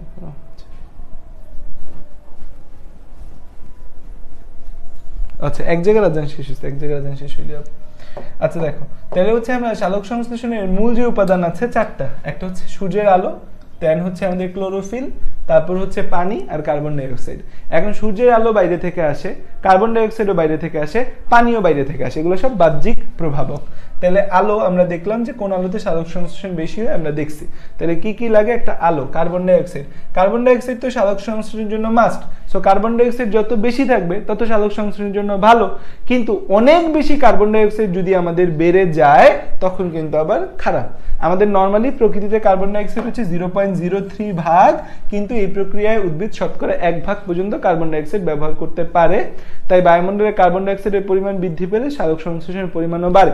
কিন্তু কার্বন ডাই অক্সাইড অত্যাধিক যদি বেড়ে যায় তখন কিন্তু হচ্ছে যে আমাদের মেসোফিল টিস্যু যে আছে এটা অধিক অম্লীয় হয়ে যায়, তখন পত্ররন্ধ্র বন্ধ হয়ে সালোক সংশ্লেষণের হার কমে যায়। তাপমাত্রা, এটা সালোক সংশ্লেষণ প্রক্রিয়া একটা বিশেষ প্রভাবক হিসেবে আমাদের তাপমাত্রা কাজ করে, তাপমাত্রা একটা বিশেষ প্রভাবক হিসেবে কাজ করে। সাধারণত আমাদের 22 থেকে 35 ডিগ্রি সেলসিয়াস তাপমাত্রা হচ্ছে সালোক সংশ্লেষণের জন্য অপটিমাম টেম্পারেচার। সালোক সংশ্লেষণের অপটিমাম টেম্পারেচার হচ্ছে 22 থেকে 35 ডিগ্রি সেলসিয়াস। পানি সালোক সংশ্লেষণের জন্য মাস্ট একটা জিনিস, তাহলে আমাদের পানি দরকার হবে সালোক সংশ্লেষণ প্রক্রিয়ার জন্য। অক্সিজেন, অক্সিজেন হচ্ছে সালোক সংশ্লেষণের একটা উপজাত। সো অক্সিজেন যদি আমাদের বেশি থাকে প্রকৃতিতে, সালোক সংশ্লেষণ কিন্তু কম হবে। কারণ কি, সালোক সংশ্লেষণ প্রক্রিয়া অক্সিজেন তৈরি হয়, আর বাইরে যদি অনেক অক্সিজেন, উদ্ভিদের তো আর অক্সিজেন তৈরি করার তত দরকার নেই, তবে আমাদের অক্সিজেন ঘনত্ব বাড়লে সালোক সংশ্লেষণ হার কমে। তার মানে হচ্ছে এই একটা জিনিস যেটা হচ্ছে আমাদের ব্যস্তানুপাতিক দেখতে পাচ্ছি। খনিজ লবণ পদার্থের মধ্যে হচ্ছে নাইট্রোজেন এবং ম্যাগনেসিয়াম, এগুলো দরকার। লোহার অনুপস্থিতিতে পাতায় ক্লোরোফিল সংশ্লেষ করতে পারে না। আয়রন দরকার হয় পাতার ক্লোরোফিল তৈরির জন্য, কাজেই আমাদের এই নাইট্রোজেন, ম্যাগনেসিয়াম দরকার হয় আমাদের হচ্ছে ক্লোরোফিল তৈরির জন্য। পাতা কিন্তু হলুদ হয়ে যায় লোহা, ম্যাগনেসিয়াম ইত্যাদির অভাবে। কাজেই মাটিতে এসব খনিজ পদার্থের অভাব বলে, আচ্ছা এই লোহা হবে না, এটা তো ম্যাগনেসিয়াম হবে, দাঁড়া তোদের বই ভুল বলা আছে। ক্লোরোফিল তৈরির জন্য ম্যাগনেসিয়াম দরকার হয়, লোহা না, এটা ভুল আছে, এটা লোহার উপস্থিতি হবে না, লোহার অনুপস্থিতি, এটা হবে ম্যাগনেসিয়াম। কারণ ক্লোরোফিলের সংকেতের মধ্যেই ম্যাগনেসিয়াম আছে, ম্যাগনেসিয়ামের অনুপস্থিতি থাকলে পাতায় ক্লোরোফিল সংশ্লেষ করতে পারে না, ফলে পাতা হলুদ হয়ে যায়। রাসায়নিক পদার্থের মধ্যে বাতাসে ক্লোরোফর্ম, হাইড্রোজেন সালফাইড, মিথেন বিষাক্ত গ্যাস থাকলে সালোক সংশ্লেষণ ব্যাঘাত ঘটে। তাইলে সালোক সংশ্লেষণের বাহ্যিক প্রভাবক কি কি পাচ্ছি আমরা? বাহ্যিক প্রভাবকের মধ্যে আমরা পাচ্ছি বাহ্যিক প্রভাবকের মধ্যে আমরা পাচ্ছি হচ্ছে 1 নম্বরে আলো পেয়েছি। আলো ভালো থাকলে ভালো, কোন আলোতে সালোক সংশ্লেষণ সবচেয়ে বেশি হয়? লাল আলোতে। 2 নম্বর হচ্ছে ক্লোরোফিল যত বেশি সালোক সংশ্লেষণ তত বেশি, কারণ ক্লোরোফিলটাই তো আমাদের হচ্ছে এই সালোক সংশ্লেষণের মেইন জিনিস, আলোক শক্তি শোষণ করে। 3 নম্বর হচ্ছে তাপমাত্রার সাথে আমাদের হচ্ছে যে সমানুপাতিক সম্পর্ক। তারপর হচ্ছে যে আমাদের নেক্সট কোনটা কথা, আমাদের পানি। তাহলে বাহ্যিক প্রভাবকের মধ্যে এই কয়টার সাথে হচ্ছে আমাদের সালোক সংশ্লেষণের সম্পর্ক হচ্ছে সমানুপাতিক, যে এরা বাড়লে সালোক সংশ্লেষণ বাড়ে, আর অস্বাভাবিক লেভেলে বাড়লে তো একটা সমস্যা। এটা সবকিছুর ক্ষেত্রেই অস্বাভাবিক লেভেলে যদি কোনো কিছু বেড়ে যায় তাহলে এটা প্রবলেম। 2 নম্বরে কার্বন ডাইঅক্সাইড ছিল, কার্বন ডাইঅক্সাইড। তারপর হচ্ছে আমাদের অক্সিজেনের সাথে এর সম্পর্ক হচ্ছে ব্যস্তানুপাতিক, তার মানে পরিবেশে অক্সিজেন বেশি তাহলে সালোক সংশ্লেষণ কি হবে? কম। তারপর হচ্ছে খনিজ লবণের মধ্যে হচ্ছে খনিজ পদার্থের মধ্যে ম্যাগনেসিয়ামের অভাব যদি হয় তাহলে ক্লোরোফিল তৈরি হবে না, সালোক সংশ্লেষণ কম হবে। ম্যাগনেসিয়ামের অভাবে আমাদের হচ্ছে ক্লোরোফিল তৈরি হয় না, ম্যাগনেসিয়ামের অভাবে ক্লোরোফিল তৈরি হয় না, ম্যাগনেসিয়ামের অভাবে ক্লোরোফিল তৈরি হয় না, ম্যাগনেসিয়ামের অভাবে ক্লোরোফিল তৈরি হয় না। ওকে, তারপর হচ্ছে যে আমাদের রাসায়নিক পদার্থের মধ্যে বাতাসে যদি ক্লোরোফর্ম, হাইড্রোজেন সালফাইড, মিথেন বিষাক্ত গ্যাস থাকে তাইলে তো আমাদের হচ্ছে যে একটা প্রভাব পড়বে। আচ্ছা, ক্লোরোফিলটা একটা অভ্যন্তরীণ প্রভাবক, কারণ কি এটা উদ্ভিদের ভেতর ক্লোরোফিল থাকে, পাতার ভেতর ক্লোরোফিল থাকে, ক্লোরোফিল যত বেশি সালোক সংশ্লেষণ তত বেশি। পাতার বয়স, কচি পাতা হইলে কি হবে, একদম কচি পাতা বা একদম বুড়া পাতাতে কিন্তু সালোক সংশ্লেষণ কম হয়, মাঝারি বয়সের পাতাতে সালোক সংশ্লেষণ আমাদের বেশি ঘটে। তাইলে হচ্ছে আমাদের মাঝারি বয়সের পাতায় সালোক সংশ্লেষণ বেশি হয়। শর্করার পরিমাণ, আমরা সালোক সংশ্লেষণ প্রক্রিয়াতে শর্করা তৈরি হয়, এখন যদি উদ্ভিদের শর্করা বেশি থাকে তাইলে তো হচ্ছে যে আমাদের সালোক সংশ্লেষণ তত বেশি হয়ে লাভ নাই। পটাশিয়াম যে আছে, আমাদের পটাশিয়াম এর অভাবে সালোক সংশ্লেষণের পরিমাণ বেশ কমে যায়। পটাশিয়াম হচ্ছে আমাদের এই সালোক সংশ্লেষণ প্রক্রিয়ার একটা অনুঘটক বা প্রভাবক হিসেবে কাজ করে। পটাশিয়াম বেশি, সালোক সংশ্লেষণ বেশি, পটাশিয়াম কম, সালোক সংশ্লেষণ কম। আর এনজাইম, বিভিন্ন এনজাইম দরকার হয়। তাইলে বাহ্যিক প্রভাবক আমরা দেখলাম 6টা আছে, 7টা আছে, আর অভ্যন্তরীণ প্রভাবক দেখলাম কিছু আছে। একটা হচ্ছে ক্লোরোফিল, একটা হচ্ছে পাতার বয়স ও সংখ্যা, একটা শর্করার পরিমাণ, একটা পটাশিয়াম এবং একটা হচ্ছে এনজাইম। তাহলে এই হচ্ছে আমাদের পুরো বিষয়টা, অভ্যন্তরীণ প্রভাবকের বিষয়। তাহলে এই হচ্ছে অভ্যন্তরীণ প্রভাবক এবং বাহ্যিক প্রভাবক। তাহলে নামগুলো আমাদের একটু কষ্ট করে মনে রাখতে হবে, নামগুলো মনে রাখলে আমাদের এখান থেকে এমসিকিউ বা সিকিউ আসলে আমরা পারবো।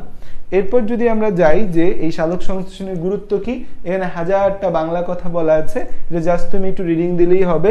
এটা থেকে তোমাকে নটরডেমের পরীক্ষায় প্রশ্ন আসার সম্ভাবনা খুবই কম। এটা তোমাদের হচ্ছে আরমানি রিডিং, এটা তোমাদের হচ্ছে যে এইচএসসি সিকিউতে আসতো, এখন তোমাদের দরকার নাই। এখন আমরা হচ্ছে যে পড়বো হচ্ছে শ্বসন বা রেসপিরেশন। শ্বসন বা রেসপিরেশন একটা প্রসিডিউর, যে প্রসিডিউরে আমাদের বডিতে শক্তি উৎপন্ন করা হয়। তো গ্লুকোজ জাতীয় খাবারকে গ্লুকোজ বিপাকের মাধ্যমে শক্তি উৎপন্নের প্রক্রিয়াকে বলা হয় হচ্ছে আমাদের শ্বসন। তাহলে শ্বসন মানে কি? আচ্ছা, আগে আমাকে বলো যে এই পর্যন্ত যতটুকু পড়ছি তার মধ্যে কারো কোনো কনফিউশন আছে কিনা?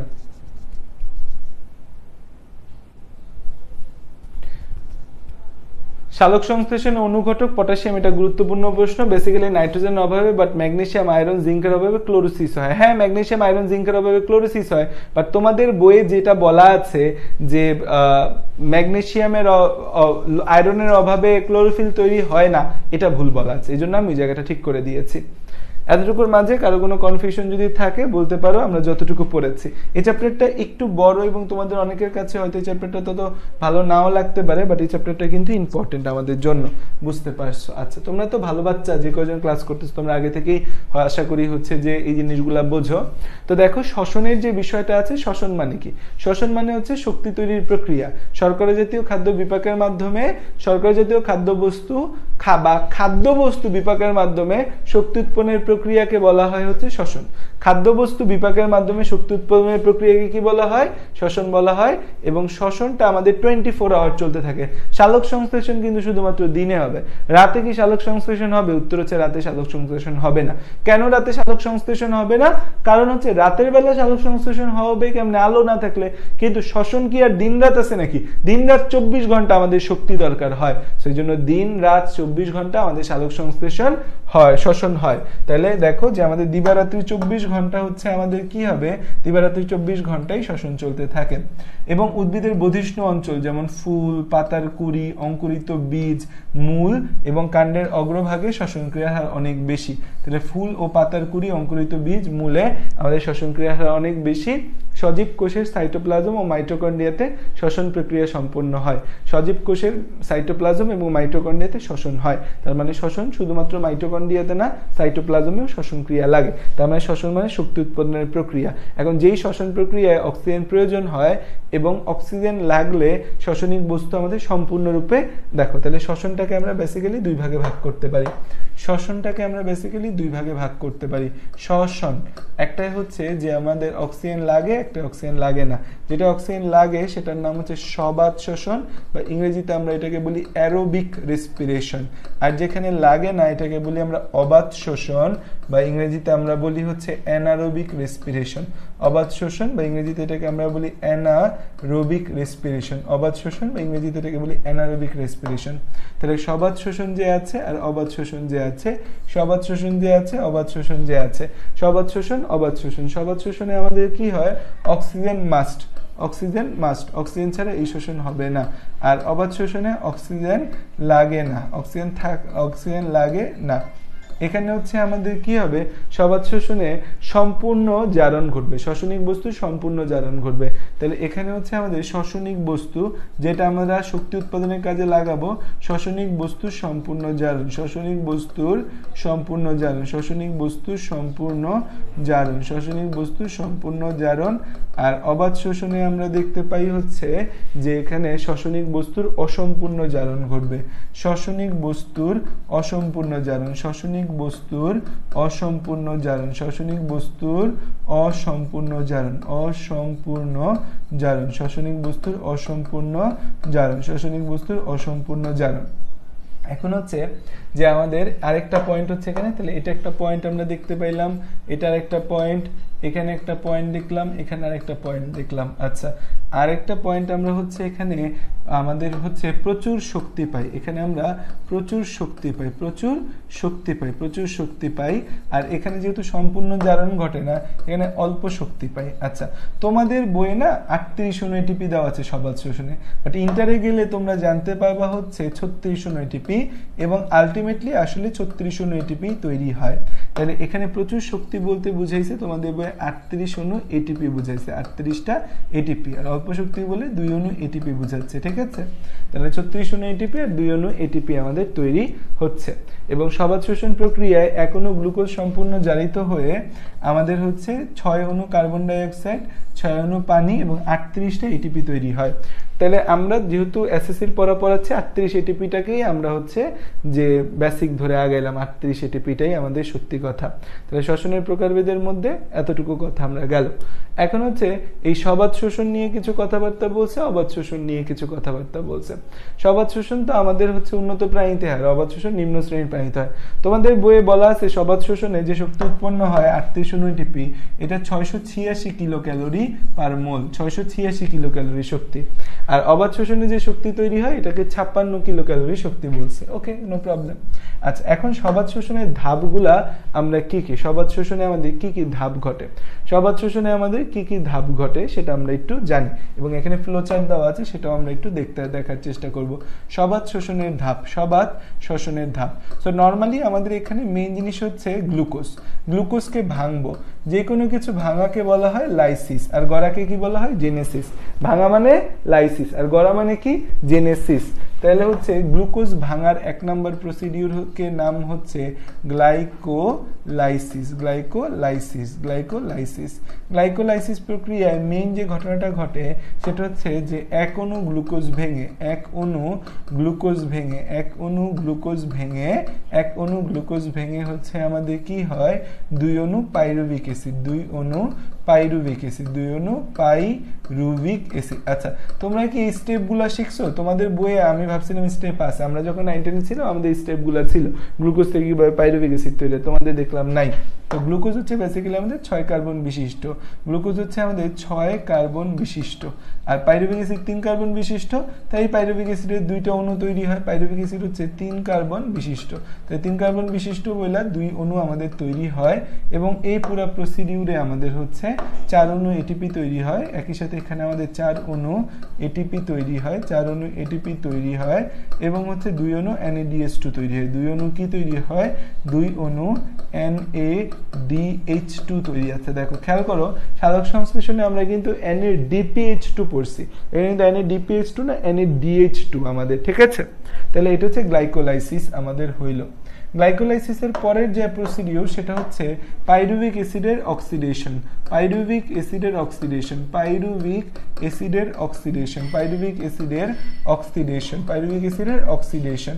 এই পাইরুভিক অ্যাসিডের অক্সিডেশন বা তোমাদের বইয়ে বলছে অ্যাসিটাইল কোয়ে সৃষ্টি, অ্যাসিটাইল কোয়ে সৃষ্টি, অ্যাসিটাইল কোয়ে সৃষ্টি। এই যে অ্যাসিটাইল কোয়ে সৃষ্টি, এই ধাপে আমাদের কি হবে? এই পাইরুভিক অ্যাসিডটা হচ্ছে আমাদের 3 কার্বন বিশিষ্ট, পাইরুভিক অ্যাসিড, পাইরুভিক অ্যাসিড। এই পাইরুভিক অ্যাসিড হচ্ছে আমাদের 3 কার্বন বিশিষ্ট, 3 কার্বন বিশিষ্ট আমাদের 2 অণু পাইরুভিক অ্যাসিড। এখান থেকে হচ্ছে আমাদের 2 কার্বন বিশিষ্ট অ্যাসিটাইল কোয়ে তৈরি হয়, অ্যাসিটাইল কোয়ে তৈরি হয়, অ্যাসিটাইল কোয়ে 2 কার্বন বিশিষ্ট। তাহলে এখানেও আমাদের হচ্ছে 2 অণু থাকবে, এখানেও আমাদের 2 অণু থাকবে, এখানেও 2 অণু থাকবে, এখানেও 2 অণু থাকবে। তাহলে হচ্ছে এই যে আমাদের 2 অণু 3 কার্বন, তার মানে 6 কার্বন, 2 অণু 2 কার্বন, দ্যাট মিন্স 4 কার্বন। তাহলে আমাদের এখানে কি হবে, এই একটা কার্বন যে কমলো, পাইরুভিক অ্যাসিড থেকে অ্যাসিটাইল কোয়ে যে তৈরি হলো, একটা কার্বন যে কমলো, সেই কার্বনটা আমাদের বেসিক্যালি হচ্ছে কার্বন ডাই অক্সাইড রূপে বের হয়ে যায়। সেই কার্বনটা আমাদের কি রূপে বের হয়, কার্বন ডাই অক্সাইড রূপে বের হয়ে যায়। যেহেতু এখানে 2 অণু থেকে 2 অণু অ্যাসিটাইল কোয়ে তৈরি হয়েছে, তাহলে কার্বন ডাই অক্সাইডের 2 অণু তৈরি হবে। একই সাথে এই ধাপে আমাদের NaDH2 তৈরি হয়। তাহলে NaDH2 তৈরি হবে কয় অণু, NaDH2 হচ্ছে আমাদের 2 অণু NaDH2 তৈরি হয়, 2 অণু NaDH2 তৈরি হচ্ছে। এটাই কিন্তু এখানে দেখাইছে, কার্বন ডাই অক্সাইড বের হয়েছে, NaDH2 তৈরি হয়েছে। এখন এই অ্যাসিটাইল কোয়েটা আমাদের কোথায় চলে যাবে, এই অ্যাসিটাইল কোয়েটা চলে যাবে হচ্ছে আমাদের ক্রেবস চক্র। 3 নম্বর যে ধাপ সেটাই হচ্ছে আমাদের ক্রেবস চক্র, বা এটাকে বলা হয় সাইট্রিক অ্যাসিড চক্র, বা এটার আরেকটা নাম হচ্ছে TCA সাইকেল। ক্রেবস চক্রের নাম হয়তো তোমরা হচ্ছে TCA সাইকেলটা পড়ছো। ক্রেবস চক্র বা এটাকে কি বলা হয়, TCA চক্র। TCA চক্র, ট্রাইকার্বক্সিলিক অ্যাসিড চক্র। ক্রেবস চক্র বা এটাকে বলি হচ্ছে আমরা TCA চক্র, ঠিক আছে। ক্রেবস চক্র বা এটাকে আমরা বলি হচ্ছে TCA চক্র। ক্রেবস চক্র বা এটাকে আমরা বলি হচ্ছে TCA চক্র, TCA চক্র। ক্রেবস চক্র বা এটাকে আমরা বলি TCA চক্র, ট্রাইকার্বক্সিলিক অ্যাসিড চক্র। এইখানে বেসিক্যালি কি হয় যে আমাদের এই অ্যাসিটাইল কোয়েটা এই চক্রে প্রবেশ করে, এই চক্রে প্রবেশ করে এই প্রসিডিউরটা চলতে থাকে, এবং এখানে আমাদের তৈরি হয় হচ্ছে 2 অণু না 4 অণু কার্বন ডাই অক্সাইড, 4 অণু কার্বন ডাই অক্সাইড তৈরি হয়। তারপর হচ্ছে 3 এপাশে 3 এপাশে 3, দুই পাশ থেকে 3 6 অণু NaDH2, 6 অণু NaDH2 তৈরি হয়, 2 অণু ATP তৈরি হয়, আর 2 অণু FADH2 তৈরি হয়, 2 অণু FADH2। তোমাদের এইচএসসি লেভেলে যেহেতু অনেক সময় আছে, এসএসসিতে তো অনেক সময় পাওয়া যায়, প্রায় 2 বছর সময় পাওয়া যায়। আমার মনে হয় এই স্টেপগুলো শিখে ফেলা ভালো। আমি ভবিষ্যতে যখন এসএসসি পড়াবো আমি এই স্টেপগুলো শিখে ফেলবো, কারণ এখন এই স্টেপগুলো শিখে ফেললে ভবিষ্যতে কষ্ট কম, এখন না শিখলে ভবিষ্যতে কষ্ট বেশি। তাহলে এই যে সবাত শোষণের ধাপ যে আছে, সবাত শোষণের ধাপের মধ্যে আমাদের এই ক্রেবস চক্র। এখন এটিপি তো তৈরি হলো 4 অণু আর 2 অণু, 6 অণু এটিপি পাইলাম, কিন্তু মোট তো তৈরি 38 অণু এটিপি। তাহলে এই বাকি এটিপি গুলা পাই আমরা বেসিক্যালি এই NaDH2, FADH2 এগুলা থেকে। 1 অণু NaDH2 থেকে 3 অণু এটিপি পাওয়া যায়। 1 অণু NaDH2 থেকে কয় অণু এটিপি পাওয়া যায়, 1 অণু NaDH2, 1 অণু NaDH2 ইজ ইকুয়াল টু 3 অণু ATP, 3 অণু ATP। আর 1 অণু FADH2 থেকে আমরা পাই হচ্ছে কোথায়, 2 অণু ATP। এটা কোথায় পাবো আমরা, এটা পাবো হচ্ছে আমরা ইলেকট্রন ট্রান্সপোর্ট চেইনে। এই ঘটনাটা ঘটে ইলেকট্রন ট্রান্সপোর্ট চেইনে। তাহলে তোমাদের মনে রাখতে হবে এই গ্লাইকোলাইসিসে কি তৈরি হয়, পাইরুভিক অ্যাসিডে কি তৈরি হয়, ক্রেবস চক্রে কি তৈরি হয়। সেই তৈরি হয় কি এটা তোমাদের মনে রাখতে হবে। এই জিনিসগুলো এইখানে সুন্দর মতো সাজায় বলা আছে। এর মধ্যে শুধুমাত্র গ্লাইকোলাইসিসটা সাইটোপ্লাজমে ঘটে, এবং এই গ্লাইকোলাইসিসটা আমাদের হচ্ছে একই সাথে সবাত এবং অবাত উভয় শোষণের প্রথম ধাপ। সবাত এবং অবাত উভয় শোষণের কি প্রথম ধাপ হচ্ছে গ্লাইকোলাইসিস। সবাত এবং অবাত উভয় শোষণের প্রথম ধাপ গ্লাইকোলাইসিস, এবং গ্লাইকোলাইসিস কোষের সাইটোপ্লাজমে ঘটে। সো এই পেজে যা যা আছে এগুলো মনে রাখতে হবে, এগুলো এমসিকিউতে আসবে, পরীক্ষায় আসবে, তোমাদের এনডিসি পরীক্ষা আসার জন্য খুব খুব ইম্পর্টেন্ট। তাহলে এটা মনে রাখতে হবে, এটা মনে রাখে এইভাবে একটু টাফ পুরো প্রসিডিউরটা শিখে ফেললে তখন সহজ হয়। আর এখানে হচ্ছে এই শক্তি উৎপাদনের চক্রটা আবার সুন্দর করে সাজায় দিছে, যে আমাদের গ্লাইকোলাইসিসে 2 অণু পাইরুভিক অ্যাসিড, 2 অণু NaDH2, 2 অণু হচ্ছে যে আমার 4 অণু এটিপি তৈরি হয়।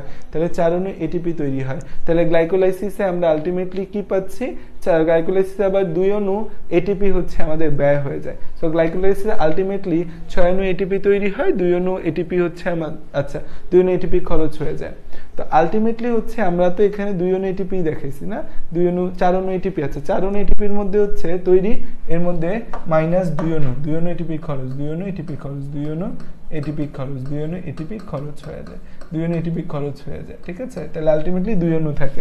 তাহলে এই জিনিসটা এখানে দেখাইছে যে এই 2 অণু খরচ হয়ে গেলে আলটিমেটলি তো 2 অণু এটিপি থাকে, 2 অণু এটিপি থাকে। আর 2 অণু NaDH2 যে আছে, 1 অণু NaDH2 থেকে 3টা এটিপি পাইলে 2 অণু NaDH2 থেকে 6টা এটিপি পাচ্ছি। অ্যাসিটাইল কোয়ে তৈরির সময় 2 অণু অ্যাসিটাইল কোয়ে তৈরি হয়, 2 অণু কার্বন ডাই অক্সাইড, 2 অণু NaDH2, 2 অণু NaDH2 থেকে 6 অণু এটিপি, আর 2 অণু কার্বন ডাই অক্সাইড তো থাকতেছে। তারপর হচ্ছে 4 অণু কার্বন ডাই অক্সাইড ক্রেবস চক্রে পাই, 4 অণু কার্বন ডাই অক্সাইড আছে এখানে আমাদের, 6 অণু NADH2 থেকে 3 6 18 অণু ATP, 2 অণু FADH2 থেকে 2 2 4 ATP, আর 2 অণু GTP তৈরি হয় অনেক সময় ATP এর জায়গায়, ওইখান থেকে 2 অণু ATP, GTP ATP একই কথা। তাহলে এই হচ্ছে 36 38 অণু ATP এর হিসাব। এটা তোমার পরীক্ষায় আসতে পারে যে 38 অণু ATP কিভাবে তৈরি হয়। তোমরা কি এই হিসাবটা পারো? এই যে এই জিনিসটা দেওয়া আছে এখানে, যে এক অণু NADH2 থেকে 3 অণু ATP, এক অণু FADH2 থেকে 2 অণু ATP, আর এক অণু GTP থেকে 1 অণু ATP। তোমরা কি এই হিসাবটা পারো যে 38 অণু ATP কিভাবে তৈরি করা হয়? এই জিনিসটা কি তোমরা পারো কিনা? সবাত শোষণের 4টা পরীক্ষা আসবে না, যদি তোমাকে পরীক্ষায় বাই চান্স এই চ্যাপ্টার থেকে দেয় কিছু দেওয়ার মতো 2 মার্কের জন্য, তাহলে এই শক্তি উৎপাদনের 4টা দিবে, দিলে এই শক্তি উৎপাদনের 4টা দিবে। ফসফেট কেন নাই? ফসফেট হচ্ছে সালোক সংশ্লেষণ ধাপে ফসফেট যুক্ত হয়। ফসফেট বেসিক্যালি সূর্যের আলোক শক্তিটা ফসফেট গ্রুপের সাথে মিলে যুক্ত হয়। তো এখানে তো আর সূর্যের আলোক শক্তি নাই আমাদের হচ্ছে তোমার এই এটিপি শ্বসনে। পারো কি না বলো তো আমাকে? এই যে ছকটা, এই ছকটা আসলে কি পরীক্ষায় দিতে পারবে তোমরা সুন্দর মতো? এই ছকটা আসলে যে আমাদের কিভাবে আমাদের এটিপি তৈরি হয়, কয় অণু এটিপি তৈরি হয়, যদি বলে 38 অণু এটিপি কিভাবে তৈরি হয়, পারবা তোমরা। আচ্ছা, এখন দেখো আমাদের অবাধ শোষণের কি? অবাধ শোষণে আমাদের হচ্ছে অক্সিজেন নাই। এই অবাধ শোষণে তাহলে 2টা ঘটনা ঘটে। এখানে গ্লাইকোলাইসিস ঘটে, ফার্স্ট ধাপ হচ্ছে গ্লাইকোলাইসিস ঘটে। তাহলে ধাপ 2টার মধ্যে 1 নম্বর হচ্ছে গ্লাইকোলাইসিস ঘটবে। গ্লাইকোলাইসিস ঘটলে পাইরুভিক অ্যাসিড তৈরি হবে। পাইরুভিক অ্যাসিড তৈরি হওয়ার পর সেই পাইরুভিক অ্যাসিডের বিজারণ ঘটবে। পাইরুভিক অ্যাসিড থেকে 2টা জিনিস তৈরি হতে পারে, ল্যাকটিক অ্যাসিড তৈরি হতে পারে, ইথানল তৈরি হতে পারে। তাহলে গ্লাইকোলাইসিসের 2টা ধাপ। এখানে তোমাকে ভুল দেওয়া, মানে এখানে 1 নম্বর স্টেপ তো হচ্ছে যে আমাদের গ্লুকোজের অসম্পূর্ণ জারণ, এটা বলতে বেসিক্যালি অবাধ শোষণ। অবাধ শোষণের ধাপ 2টা। অবাধ শোষণের ধাপ বেসিক্যালি হচ্ছে 2টা। অবাধ শোষণের ধাপ বেসিক্যালি হচ্ছে 2টা। 1 নম্বর হচ্ছে গ্লাইকোলাইসিস। অবাধ শোষণের ধাপ হচ্ছে 2টা। 1 নম্বর হচ্ছে গ্লাইকোলাইসিস। গ্লাইকোলাইসিস, এই গ্লাইকোলাইসিস হবে নরমাল গ্লাইকোলাইসিসে যা যা তৈরি হয়, 1 অণু গ্লুকোজ ভেঙে 2 অণু পাইরুভিক অ্যাসিড, 4 অণু এটিপি এর মধ্যে 2 অণু খরচ হয়েছে, 2 অণু NADH2 গ্লাইকোলাইসিস ঘটে। সেকেন্ড ধাপে হচ্ছে যে আমাদের পাইরুভিক অ্যাসিডের অসম্পূর্ণ জারণ। পাইরুভিক অ্যাসিডের অসম্পূর্ণ জারণ।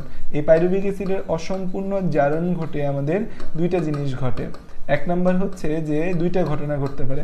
1 নম্বরে হচ্ছে ethanol plus carbon die oxide তৈরি হতে পারে, অসম্পূর্ণ জারণ ঘটে ইথানল মানে alcohol plus carbon die oxide তৈরি হতে পারে, আর এটা হচ্ছে ল্যাকটিক অ্যাসিড তৈরি হতে পারে। ল্যাকটিক অ্যাসিড, এই ethanol plus carbon die oxide এটা তৈরি হয় হচ্ছে নিম্ন শ্রেণীর জীবে। Ethanol plus carbon die oxide এটা তৈরি হয় হচ্ছে আমাদের ব্যাকটেরিয়া, ছত্রাকে, এটা হচ্ছে নিম্ন শ্রেণীর জীবে এটা ঘটে। নিম্ন শ্রেণীর জীবে, নিম্ন শ্রেণীর জীবে ঘটে। এটা কোথায় কোথায় ঘটে? ব্যাকটেরিয়াতে ঘটে, আর হচ্ছে আরেকটা ঘটে ব্যাকটেরিয়া, নিম্ন শ্রেণীর জীবে ঘটে। একটা হচ্ছে ব্যাকটেরিয়াতে ঘটে, ব্যাকটেরিয়াতে ঘটে, ব্যাকটেরিয়া, আর হচ্ছে আমাদের ছত্রাক। এদের মধ্যে, ছত্রাকের মধ্যে বেসিক্যালি ইস্ট, ব্যাকটেরিয়া, ছত্রাক, এদের মধ্যে হচ্ছে আমাদের এই ইথানল তৈরি হয়। আর ল্যাকটিক অ্যাসিড তৈরি হয় উচ্চ শ্রেণীর জীবে। উচ্চ শ্রেণীর জীবে ধরো আমাদের বডিতে কোনো কারণে অক্সিজেন স্বল্পতা তৈরি হয়েছে, তো আমাদের তো এটিপি দরকার, এটিপি ছাড়া তো আমরা বাঁচবো না। তখন আমাদের বডিতে এই অবাধ শোষণের মাধ্যমে ল্যাকটিক অ্যাসিড তৈরি হবে। ল্যাকটিক অ্যাসিড তৈরি হয় উচ্চ শ্রেণীর জীবে, আর এখান থেকে আলটিমেটলি আমরা 2 অণু এটিপি পাবো।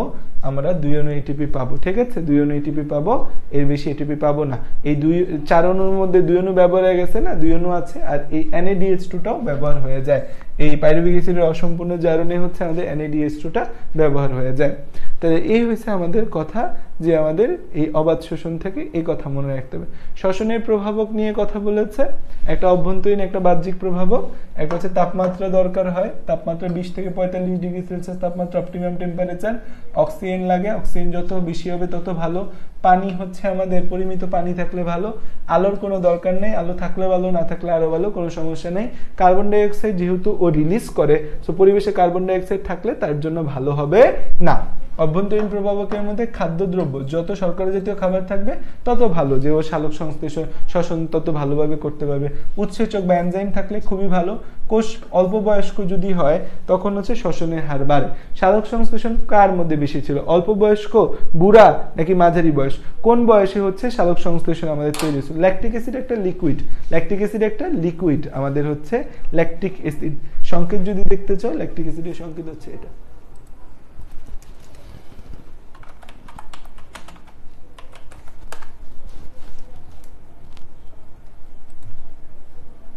এই যে ল্যাকটিক অ্যাসিড, ল্যাকটিক অ্যাসিডের সংকেত।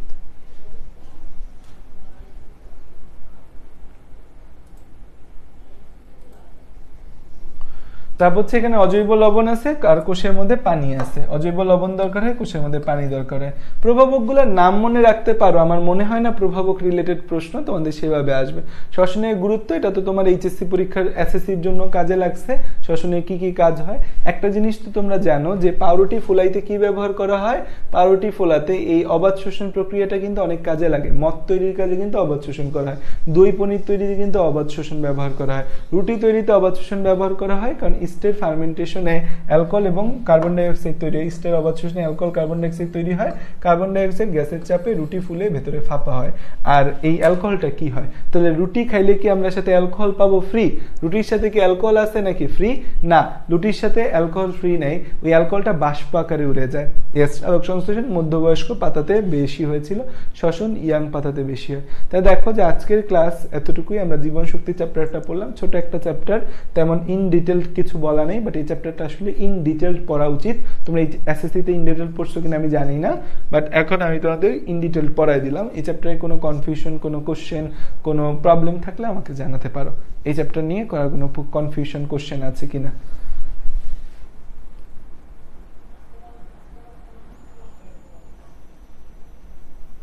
যে 10 জন আছে একটু কমেন্ট করো না বাবুরা।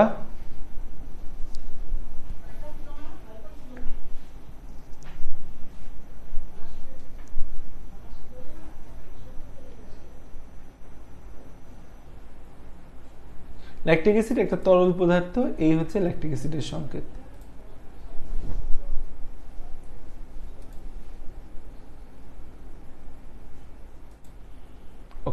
ওকে দেন, থ্যাংক ইউ সকলকে আজকে ক্লাসে উপস্থিত থাকার জন্য। তোমাদের রুটিনটা একটু আপডেট করতে হবে, আমি আজকে আপডেট করে তোমাদের আপডেটেড রুটিনটা পোস্ট করে দেবো। Thank you all. একজন হচ্ছে বলছে পুরো চ্যাপ্টার ক্লিয়ার হয়ে গেছে, থ্যাঙ্কস দিয়েছে সাবা। থ্যাংক ইউ সাবা, ভালো করে ভালো জায়গায় চান্স পাও, তাইলে আমরা হ্যাপি তোমাদের নিয়ে।